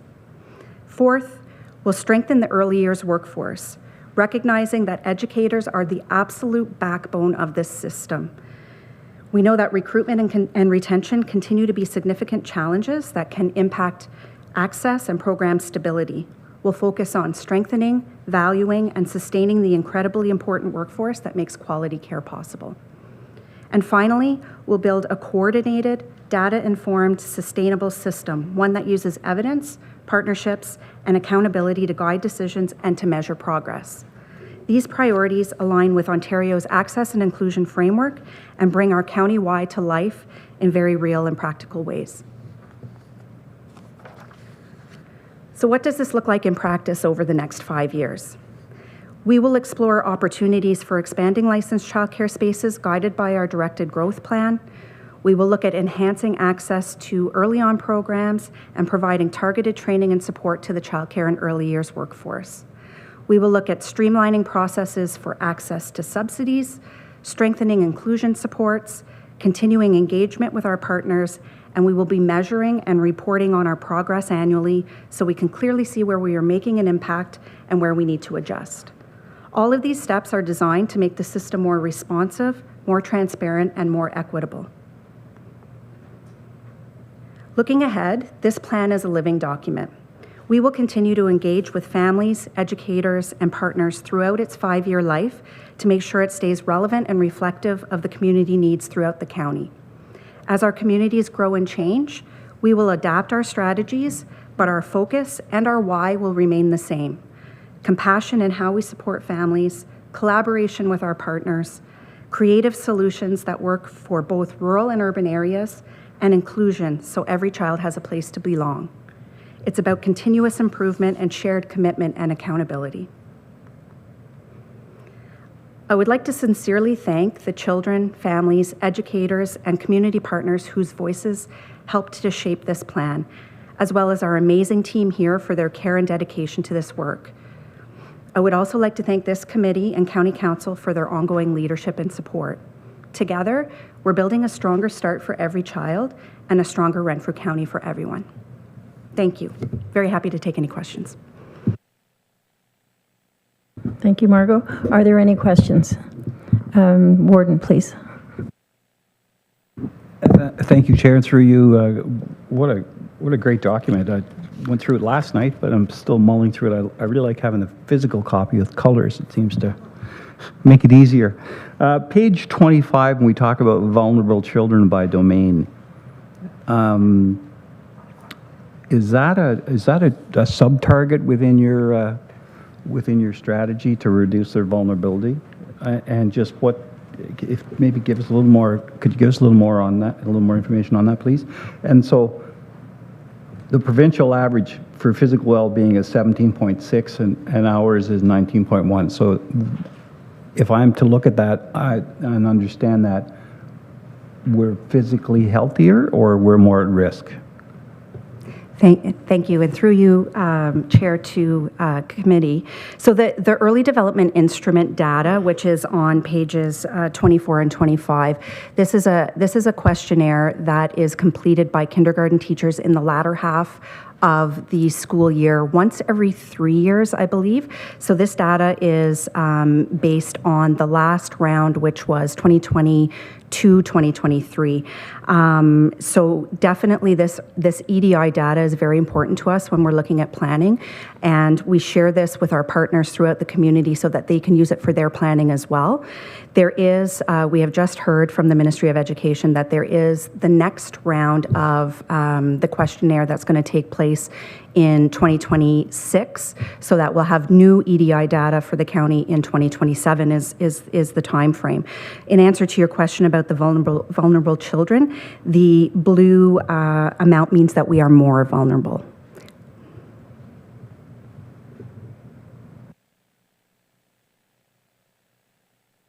Are there any other questions or comments? Oh, member from Arn Prior, please. Thank you, Chair. It's page 26. Is that individuals or percentage? Individuals. Thank you.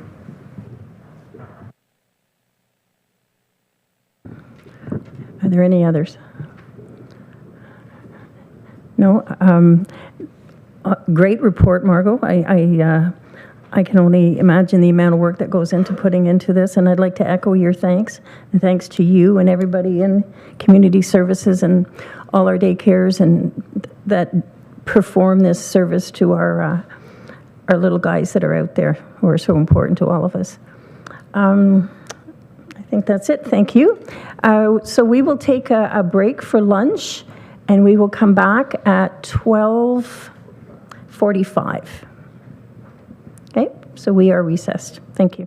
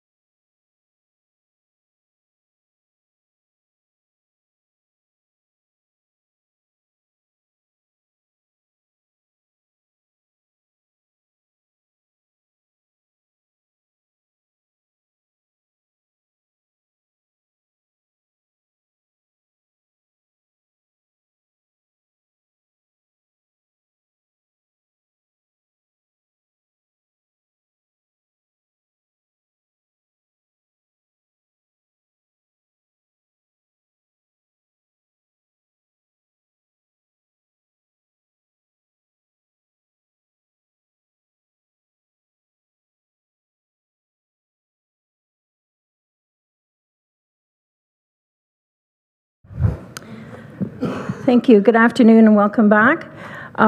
We are at item 6 of the Community Services agenda.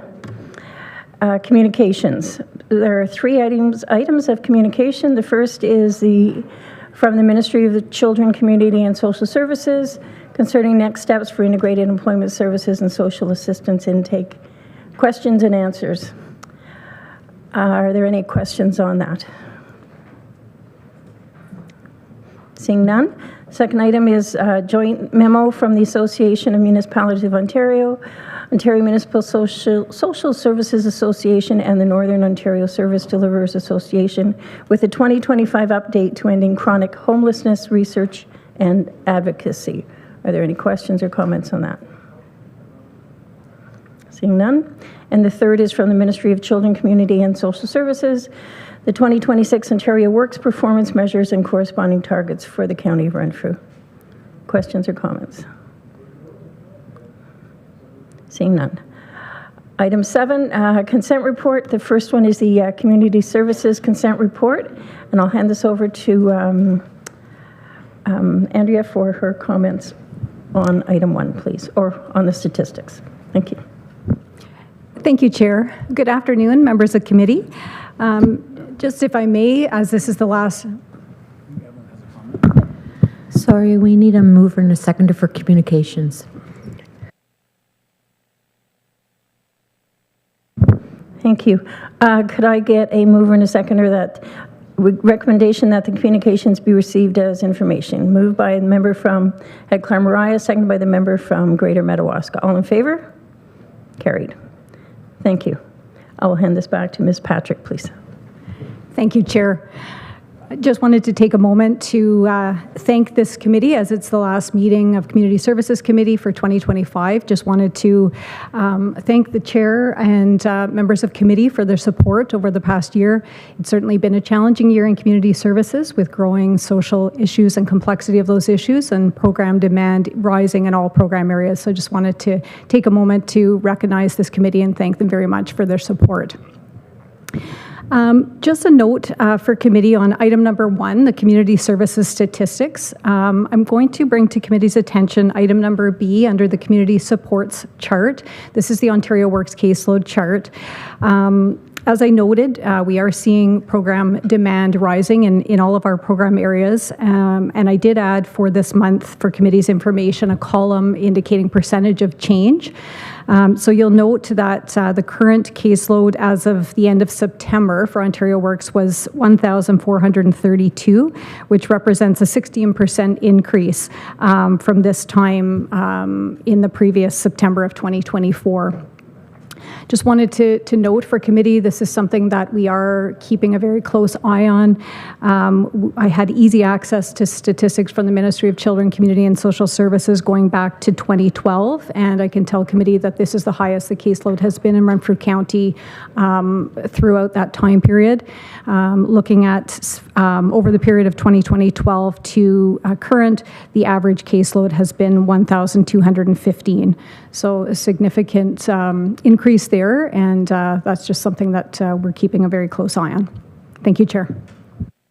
Thank you. Are there any questions or comments on any of the consent items? Member from Horton, please. Thank you very much. And thank you for that, Andrea. And through you, Chair, if I may. My apologies. Thank you. Through you, Chair, if I can, Andrea. In the increase, is it your opinion that this is an ongoing trend, or is this a finite activity or more of an acute activity? And I realize that that's speculation on your behalf. I just appreciate your thoughts. Ms. Patrick, please. Thank you, Chair, and through you to Councillor Proctor. We have been watching this throughout 2025, and it has been increasing month over month. This is in line with the Ministry of Children, Community and Social Services forecasts with respect to economic conditions, they were forecasting a significant increase in Ontario Works caseload, and it has followed suit with those predictions.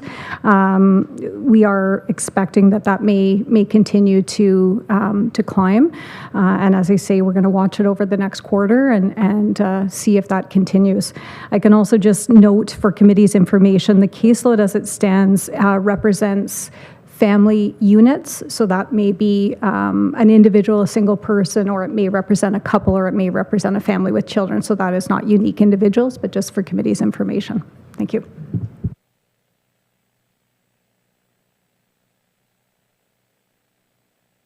Are there any other questions or comments on any of the, on any of the consent item? Member from Arn Prior, please. Thank you, Chair. To the Director under Community, I guess it's B, Community Supports, under the County of Renfrew by name as list for the homeless people.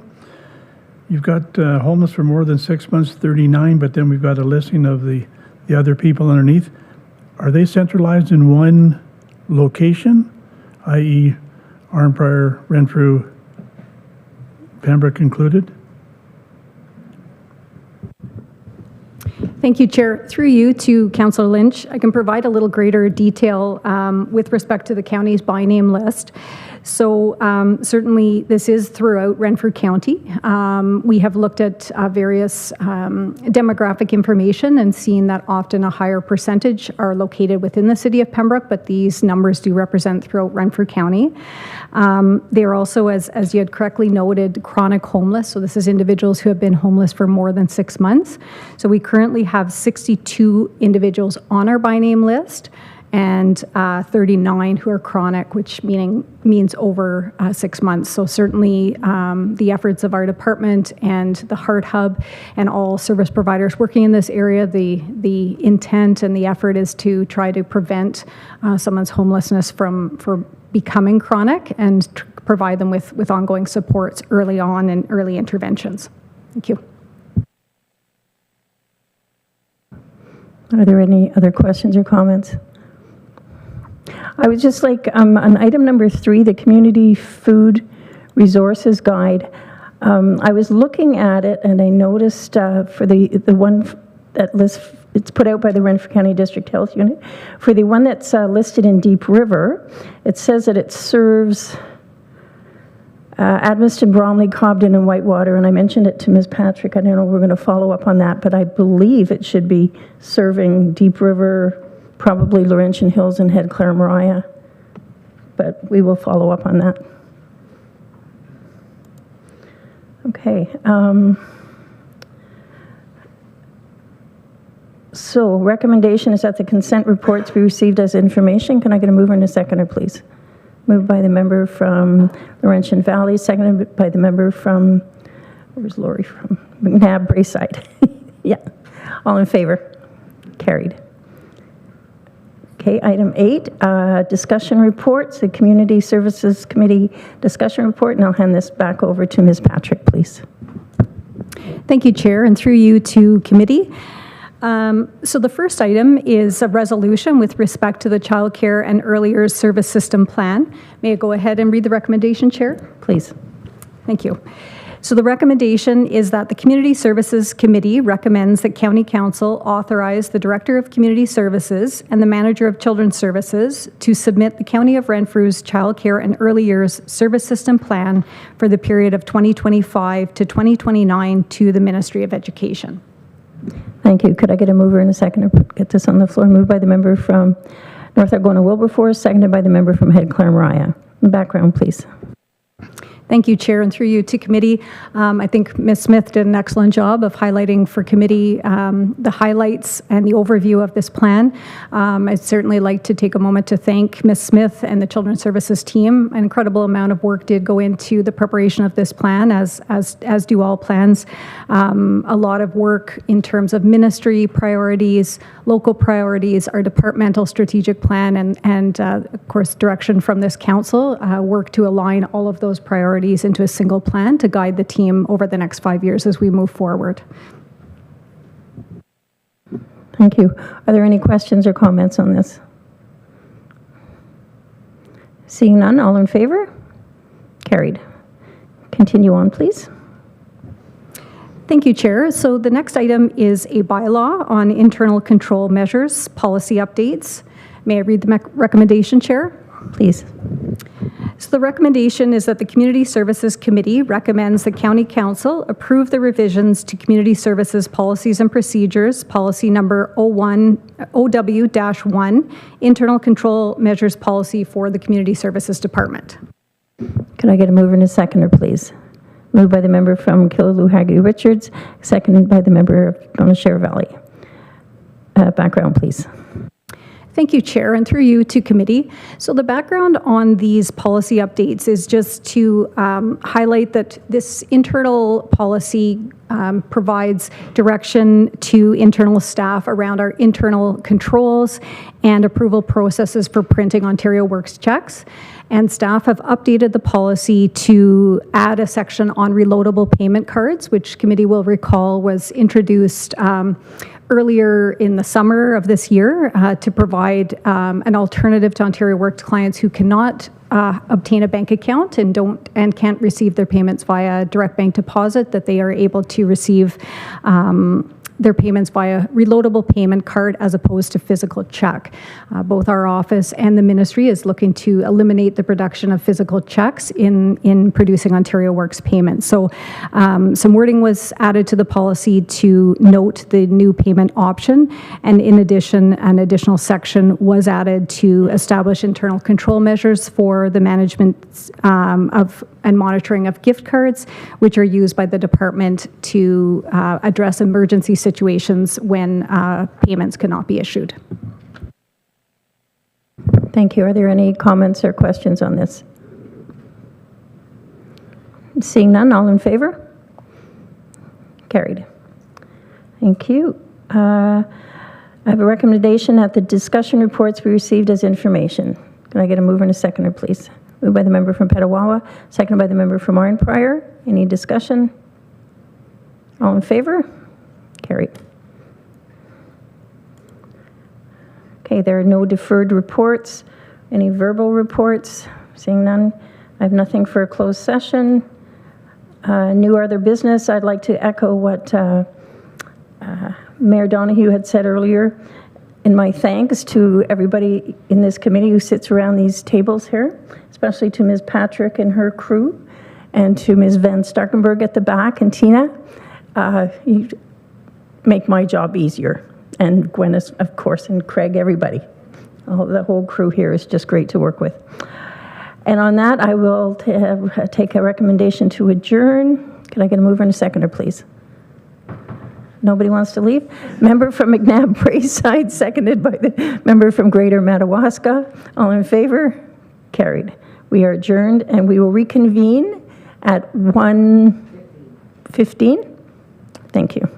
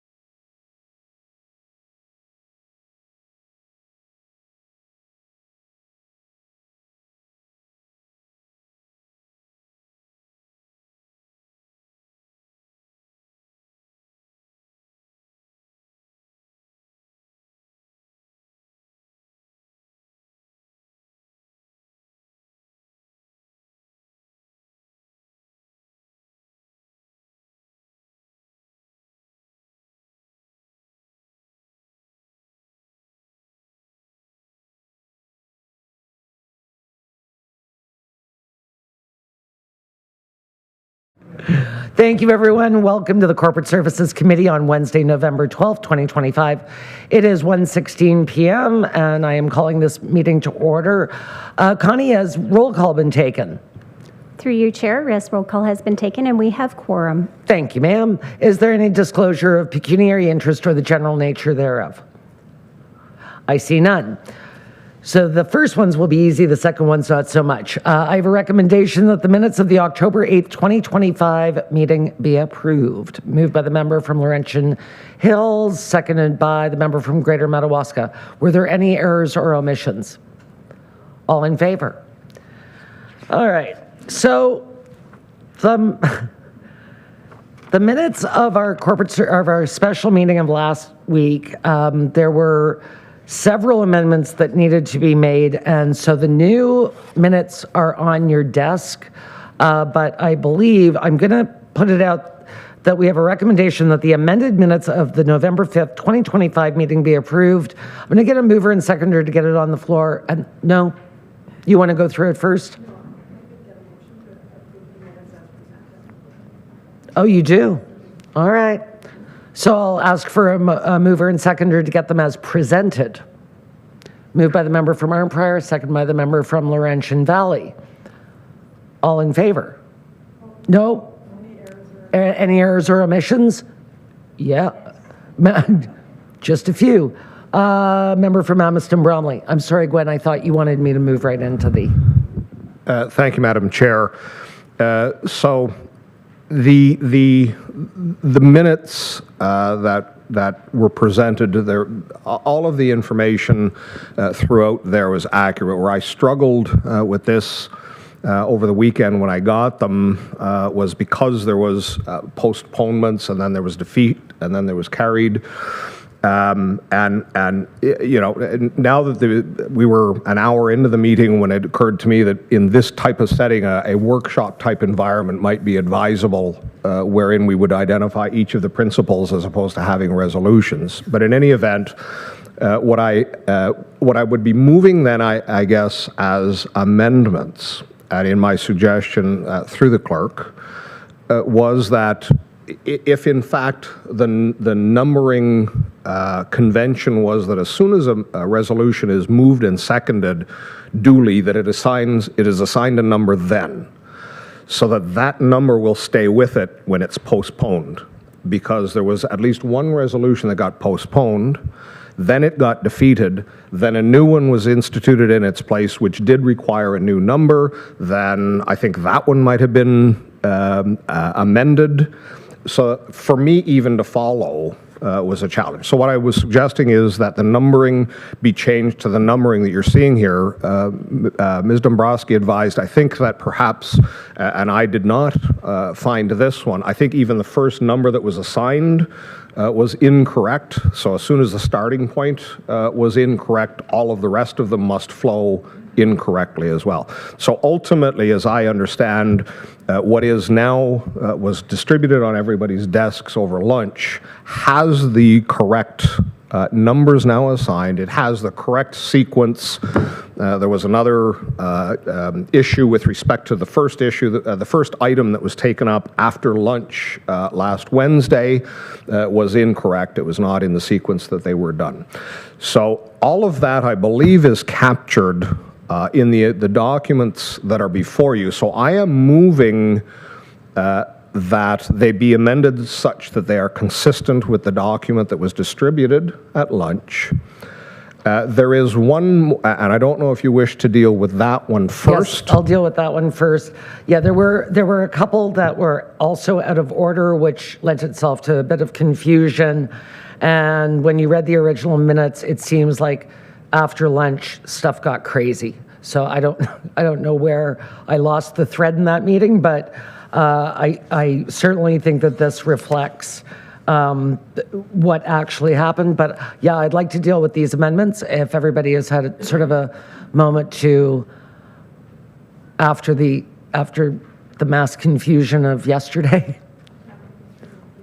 Do you want to go through them? Would anybody like Ms. Dombrowski to go through them?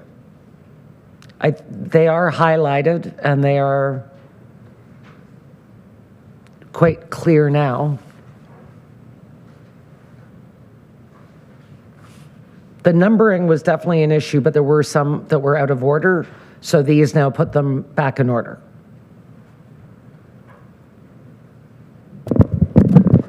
Chair, if I may? Yeah. Okay.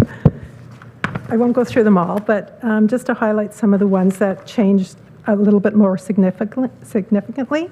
So FAC 25-1196. That one, there was where it's highlighted, councillors be compensated as per policy. That one was included in the budget, the bullet point ahead, so it looked like there was a one line item where that was, and we've separated out as a separate line item. And the other one that's changes was also the very last one, FAC 25-11103. And it had an effective date of January 2027. After reviewing the YouTube recording of it, there was no date assigned to it, so we have to remove the date of being effective January 2027. But it also did state during the meeting that annual increases would be consistent with the non-union salary increase, which was missed in that recommendation. Other than that, it was the ordering and the numbering that has changed. Thank you. Are there any other? A member from Amherst Bromley. So if all of that is clear, on the very last point that Ms. Dombrowski raised, I too went back to the YouTube recording of that last resolution with respect to instituting a half-day per diem, and that's correct that I cited no date. So I don't know, and I would defer to you or perhaps the clerk or the CAO. So all of the rest of this stuff as laid out is appropriate and correct. What I would like to do, my intent when I introduced that, and I should have been clearer, was that is effective, similar to the revised conference policy, that full day, half day per diem would be effective January 1, 2026. Can the minutes be amended to insert a date if it was not actually introduced in the meeting? How would one accommodate that? Because I don't think council would be particularly perturbed, committee would be particularly perturbed if in fact it was made effective January 1, 2026. I'm just trying to find the appropriate process to do that. It was my understanding that it was going to be 2027, but Gwen, did you want to speak to that? Thank you, Chair. I would suggest that you adopt the minutes as amended and then bring forward that resolution for debate.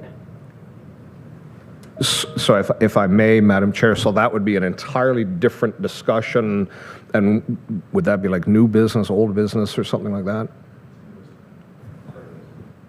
I will defer. I didn't hear that. You can add the motion after the minutes have been adopted, because we're still dealing with the same line item. Was there any other discussion? Then I will call for the vote. All in favor? As amended, yes. I think everybody got that. Okay. Opposed? And they carry. Yep.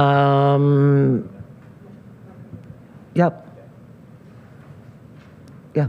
Member from Edmundston Bromley. So through you, Madam Chair, to the clerk, and again the CAO, should we approve the amendments before we approve the minutes as amended?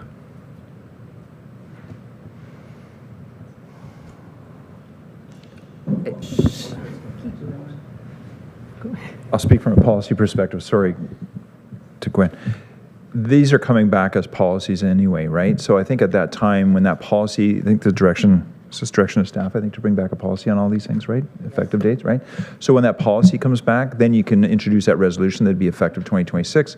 The issue is that it's going to come back, policies are coming back in January at this point right now. So you might be, it will have to be a retroactive payment, let's say, or you just make them retroactive to January 1st, because we won't have this policy until whenever committee meets in January, and then council approval at the end of January. So I would suggest you introduce your motion when the policy comes back in January. Thank you for that, member from Edmundston Bromley. That's fine and reasonable. That's not precisely what I was talking about, was the change that I wish to make to 103. What I was suggesting is that there were minutes that were circulated. There have been revised minutes distributed at lunchtime today. Should, in fact, the revisions be approved before the minutes are then approved as revised? Because of the amount of revisions on this document, I would suggest that, yes, and you did move to amend the minutes, and I would suggest that the chair ask for a seconder, approve the amendments, and then approve the minutes as amended. That was the conversation you and I had. All right. But I didn't get a mover and seconder. No. Okay. Member from Edmundston Bromley. Just one more caution.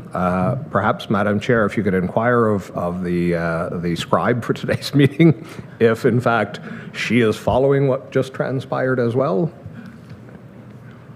Yeah, clear as mud again, right? Yeah, but it was kind of sad when I read the minutes and I read sort of the after lunch portion, and I thought, oh yeah, that was quite the after lunch session. All right, so I'll ask for a mover and seconder. Oh, I do have a mover. Sorry, I need a seconder. Seconded by the member from Laurentian Hills. Any further discussion? All in favor? Opposed? Awesome. Okay. Now I have to go back and get a mover. Did I get a mover and seconder for it? Yes, I did. Okay. All in favor of the minutes as distributed? As amended? All in favor? Opposed? And that carries. Clear as mud. Yeah, that's great. Well, we got through it. All right, and this one should also be a little more simple. A recommendation that the closed minutes of the October 8th, 2025 meeting be approved. May I have a mover and seconder, please? Moved by the member from Madawaska Valley, seconded by the member from Petawawa. Were there any errors or omissions? I see none. All in favor? Awesome. We have no delegations, no communications.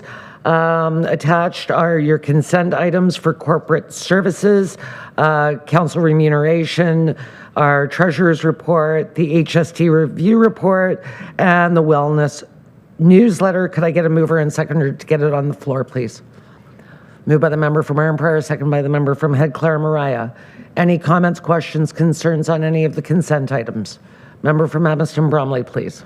Begging your pardon, it's item number 2, Madam Chair, that is the Treasurer's report. This would not be a meeting if I did not do this. A couple of questions. Health General Fund, paramedics, the bulk of the under budget will be related to transferring the Mesa costs to the Mesa Hub Division.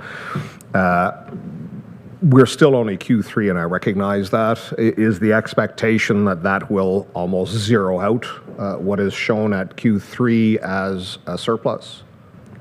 There you are. You were hiding behind Dave Schulist. Thank you, and good afternoon. Through you, Madam Chair. My gut feel is that the paramedics are slightly under budget year to date. After accounting for the transition of those mobile outreach paramedics working in the MESA program. So I do believe that, yes, some of that is, the bulk of that is related to that transition, but there is some other savings in there. Okay. Supplementary? Yes, this is on and combined into both long-term care homes. It is the same question. Both of them identify Q3 reports include a high-level adjustment for estimated provincial recoveries. Is that ultimately discussing almost from the moment the budget was approved in January, there was a significant number of funding envelopes were either, I think, enhanced or novel. Is that what those lines are speaking to in the adjustments?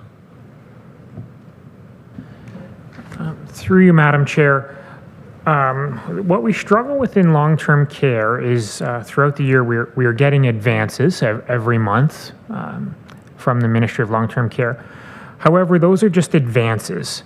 The actual revenue earned will, of course, be based on the requirements of each individual grant. And as you can imagine, that's quite an exercise to go through that process of reconciling every grant. And a number of them are, in fact, paying for the same items, right? Like, you have the 4 hour of care enhancement and the general nursing envelope. Both of those are actually paying for nurses.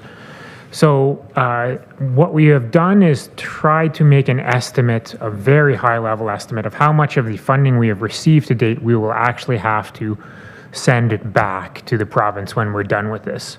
So that's all that comment is we have taken a stab at that estimate, but I do admit that's just a very high level estimate at that repayment. And one further. Yeah, thank you. Two, but they're connected to the same thing.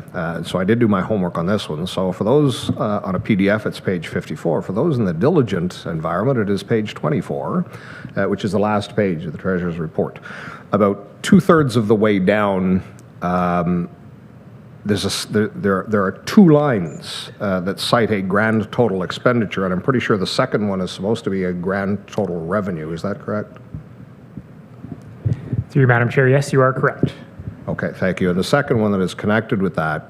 So I recognize that ultimately this is showing a deficit, but if I look at this through the same lens that we look at the general fund, so the general fund is showing, or is in the narrative in the report is cited as it is a positive variance, and it is a positive variance because our year-to-date deficit is lower than our budgeted deficit for Q3. That is, we're not in the hole as much as we thought we would be.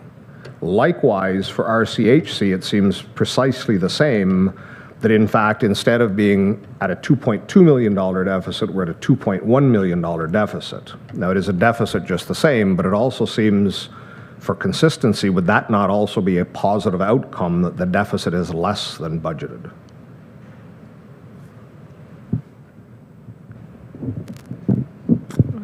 Through you, Madam Chair, yes, you are correct that we are slightly ahead of where we plan to be in RCHC. Just speaking generally about RCHC, though, the differences are a little bit different in that in the general fund, the bulk of our reserve transfers come down at the end of the year, and that's generally what swings that around so much for December. In RCHC, again, going back to my sort of looking at the numbers just at a high level, I would say that RCHC is in a much worse position than the general fund, and generally not trending towards a surplus position at the end of the year. Okay, thank you. I'd wrap my head around that, Daniel. Was there anything further on the consent items? I see none. All in favor? Wonderful. And now we will roll over to our discussion reports. I'll send this over to the CAO, please. Thank you very much, committee. So just one item for your consideration today, and it's to deal with the Roma Conference 2026. And that recommendation, Chair and Committee, is that the Corporate Services Committee recommends that staff be directed to submit delegation requests for the upcoming Rural Ontario Municipal Association, or the Roma 2026 Annual Conference, that are consistent with the 2023 to 2026 County of Renfrew Strategic Plan and other departmental strategic plans that address current initiatives that require further advocacy and/or address funding shortfalls. Thank you. May I have a mover and seconder, please? It's going to be a great conference, by the way. Moved by the member from Horton, second by the member from Deep River. Background? Thanks again.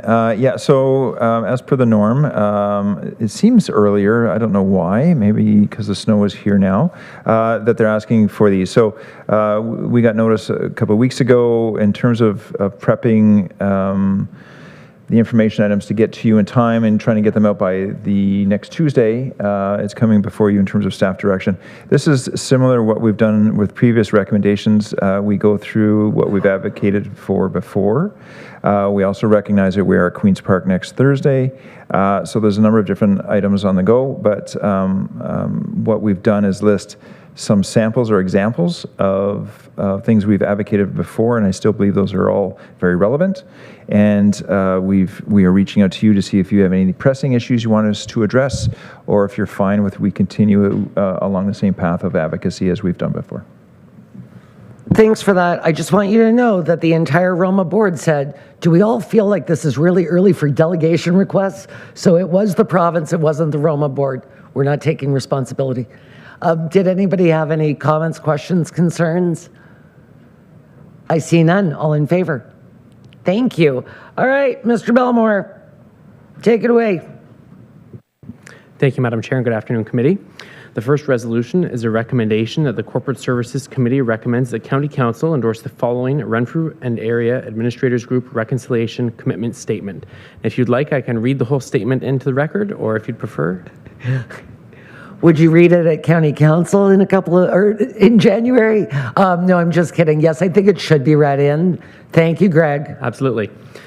Algonquin College Pembroke Campus, the City of Pembroke, the County of Renfrew, Family and Children's Services of Renfrew County, the Pembroke Regional Hospital, the Renfrew County and District Health Unit, the Renfrew County Catholic District School Board, RCCDSB, and the Renfrew County District School Board, RCDSB, acknowledge the deep and lasting harm caused by past and present policies and systems, and how these actions have perpetuated continued racism, upheld systematic barriers, and have had lasting effects on Indigenous people. We acknowledge that we, through silence or inaction, have not always led to confront these truths or to support healing. To the Algonquin people and to all Indigenous people who call this region home, we are deeply sorry. We are sorry for the pain and loss that has been experienced and for generations who continue to live with this legacy. We are sorry for not always listening, for not always understanding, and for the times when we did not act. To all non-Indigenous peoples, we are sorry that our systems were built without the inclusion of Indigenous knowledge, ways of knowing and being, and without intercultural understanding and appreciation. Upholding these systems has led to imposed colonial thinking, implicit bias, and has created divisions, misunderstandings, and a collective loss that impacts us all. An apology alone is not enough. Reconciliation requires meaningful action, consistent effort, and honest reflection. As we reflect on these truths, we do so with both sorrow and hope. Sorrow for the injustices that have caused such deep, lingering, and searing pain, and we express hope for the healing and renewal that come from working together. In moving forward, our organizations commit to systematic change rooted in respect for Indigenous people and cultures, humility and collaboration through authentic partnership, accountability and transparency, cultural safety and competency, community-centered and holistic approaches, commitment in education and lifelong learning, and relationships and sustainability. We will listen with openness to Indigenous voices and perspectives, and to build relationships grounded in respect, partnership, and trust, educate ourselves, each other, and the community about the history and ongoing impact of colonialism, seek meaningful opportunities, both large and small, to advance the spirit and intent of reconciliation through our decisions, policies, and services, walk alongside Indigenous peoples, especially the Algonquin, to create a future that honors truth, respects sovereignty, and builds a more just, inclusive, and sustainable community for all. Thank you. May I have a mover and seconder, please? Moved by the member from Madawaska Valley, seconded by the member from Deep River. Comments, questions, concerns? Warden, please. Yeah, I think this is especially relevant when we take a look at the stats we saw in the child care report, Child Care and Early Years Services report. It showed us that there were approximately 9,500 people, Indigenous peoples living in our community. So approximately 1 in 10, 1 in 12. And I don't think our community realizes how significant a number of people with Indigenous claim are living here in our community, and I think it's important to recognize it. We've taken steps, and I think there's a great number of steps to take. But 1 in 10 people are Indigenous in our community, so I think it's time to be a little more aware of that, and this is one way of becoming more aware of it and starting to address it. Thank you. Thank you. That was a very shocking stat, especially alongside the more than 3,000 that feel racialized. It's quite the wake-up call in that presentation and in our documentation. Was there anything else? Seeing none, all in favor? Back over to you at the desk. Thank you, Madam Chair. Through you to committee, your recommendation that the Corporate Services Committee recommends to County Council the approval of the following corporate policy effective January 1, 2026. Policy F02, Travel, Conferences and Corporate Expenses, Reimbursement, an amended policy, and that a bylaw to amend bylaw 6303, being a bylaw to establish human resource corporate policies and procedures for the County of Renfrew, be adopted. Thank you. May I have a mover and seconder, please? Moved by the member from Killaloe, Haggerty and Richards, seconded by the member from Headclare, Mariah. Discussion. Member from Amiston, Bromley. Thank you very much, Madam Chair. Fully on board with this. This is, in fact, one of the outcomes of the special meeting last week. I just had one question, and this is muscle memory. So with respect to meals, there was a $95 and required receipts. I'm kind of curious how this works, because within the policy it says receipts are not required for mileage and meals. So I'm kind of curious how that would function. It seems almost less transparent than it used to be. No, I think, Madam Chair, through you, so there will be the appendix is not attached in terms of the actual forms that someone would use to submit a mileage and or expense claim. It will be on there that you indicate whether you were claiming for a breakfast, a lunch, or a dinner that would qualify you for the amounts. So there will be that backup to it, but you're correct, receipts will no longer be required. It's going to be based on more of a per diem for each of those meals, regardless of how much is actually spent. Thank you. Is there anything further? I see none. All in favor? And again, benefit renewal of services. Thank you, Madam Chair. I just need to get back there. Connie's right at it. She's going to help you out there. No, I found it. There we go. I went down to the policy and lost my spot. So the recommendation is that the Corporate Services Committee recommends to County Council that a bylaw be adopted to enter into a service agreement renewal with Cowan Benefits Consulting for the period January 1, 2026 to December 31, 2026, and that County Council adopt a bylaw to enter into a service agreement renewal with Manulife Financial for the provision of a benefits insurance program, policy 4704 and 4705, for the period of January 1, 2026 to December 31, 2026. Thank you. Could I get a mover and seconder, please? Moved by the member from Horton, seconded by the member from Greater Madawaska. I think the background is evident. Were there any errors or were there any discussions? I just have one. Do we always do this year over year? And there's no benefit to doing like 3 years? Typically not. For the way that we're funded, we're an ASO model of insurance, so it's really based on our usage. Okay. So they don't really lock into longer term pricing. Just curious. See if membership has its benefits. I will call for the vote. All in favor? Wonderful. And can I get a mover and seconder that the discussion reports be received as presented, please? Moved by the member from Laurentian Hills and seconded by the member from Laurentian Valley. All in favor? Thank you. All right, we have no deferred reports. Are there any verbal reports? I see none. So I have a recommendation to go into closed session for the following reasons: that pursuant to Section 239(2) of the Municipal Act 2001 as amended, the Corporate Services Committee move into a closed session for the following reasons: personnel matters about an identifiable individual, including municipal or local board employees, organizational structure, labor relations or employee negotiations, QP, and advice that is subject to solicitor-client privilege, including communications necessary for that purpose, RCHC. May I have a mover and seconder, please? Moved by the member from North Algona Wilberforce, seconded by the warden. All in favor? And we are enclosed.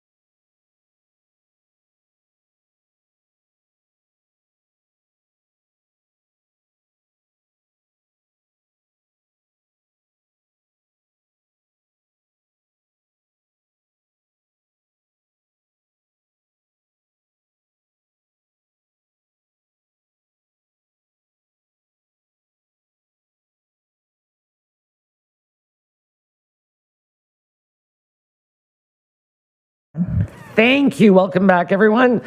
Committee is bringing forward the following recommendations for consideration in open session regarding the organizational structure. The recommendation is the Corporate Services Committee recommend that County Council approve the following changes to the County of Renfrew's administrative structure be brought forward as a business case to the 2026 budget workshop for consideration.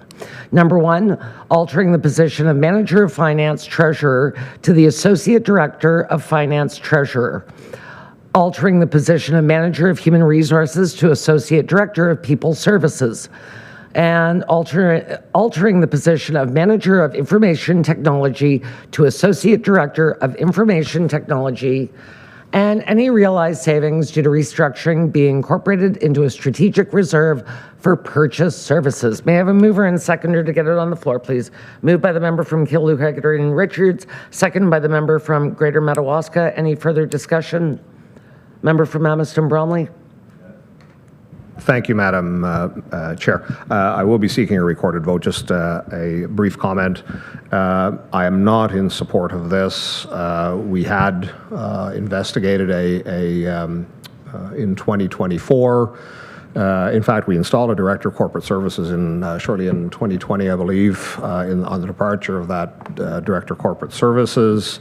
The position has been vacant, but the position is there, and I think that was a much more appropriate corporate structure in order to facilitate the business units within the county of Renfrew, because the functions of HR and treasury, finance, if you will, were centralized, where they had to been devolved and segregated out into the business units. They were now centralized, and I think that this is a substantial risk in even removing them farther from the business units of the county of Renfrew. So I'm not in support of this change to the org chart. Okay, you're ready for Warden. Did you have something to say? Sorry, I'm just making sure Gwen's ready for a recorded vote. My apologies. I'll paddle in place here for a few minutes. Well, I'd like to thank the CAO for bringing this forward. We have expected a culture of innovation and being able to react to the situation with measured responses, which allow our community to continue to flourish. And to my friend in Amherst Bromley, I recognize and understand what you're saying, and I would suggest to you that this may allow the service units to be better aligned in the sense that they'll be reporting directly to the CAO. And I think with the three positions that now would be reporting to them, again, that will allow us the ability to be even more innovative, because one of the functions of the CAO is to try and put together teams or individuals as we're seeking different solutions, and I think this allows for that. The document that you referred to, the strategy core document, I think is of great value. There are well over 100 pages, and then there was a reposting of some of their findings. And one of the things they suggested was to maintain, flexibility to constantly review the needs of the organization and to possibly shift portfolios around. So I think that falls within that recommendation. I would have liked if the recommendation would have been a little more firmer. However, it isn't. But at this time, I think our response, the response to the CAO, does carry out the intent of the StratCore document by looking at how we're providing service, and then also trying to reallocate resources. So I'm in favor of this. Thank you. Thank you. Well said, too. Anything further? Okay, are we ready? Okay. Good peddling. That was good. You gave quite enough time there. Councillor Donahue? Opposed. Warden Nemo? Sorry, I'm in favor. Councillor Giardini? In favor. Councillor Grills? In favor. Councillor Hodnott? In favor. Councillor Yon? In favor. Councillor Lynch? In favor. Councillor Mayville? In favor. Chair Murphy? Emphatically in favor. Councillor Proctor? In favor. I'm going to try to get this right. Councillor Reiki Schoenfeld? In favor? Hey. Good job. Good job. Councillor Service? In favor. Councillor Schulist? In favor. Councillor Watt? In favor.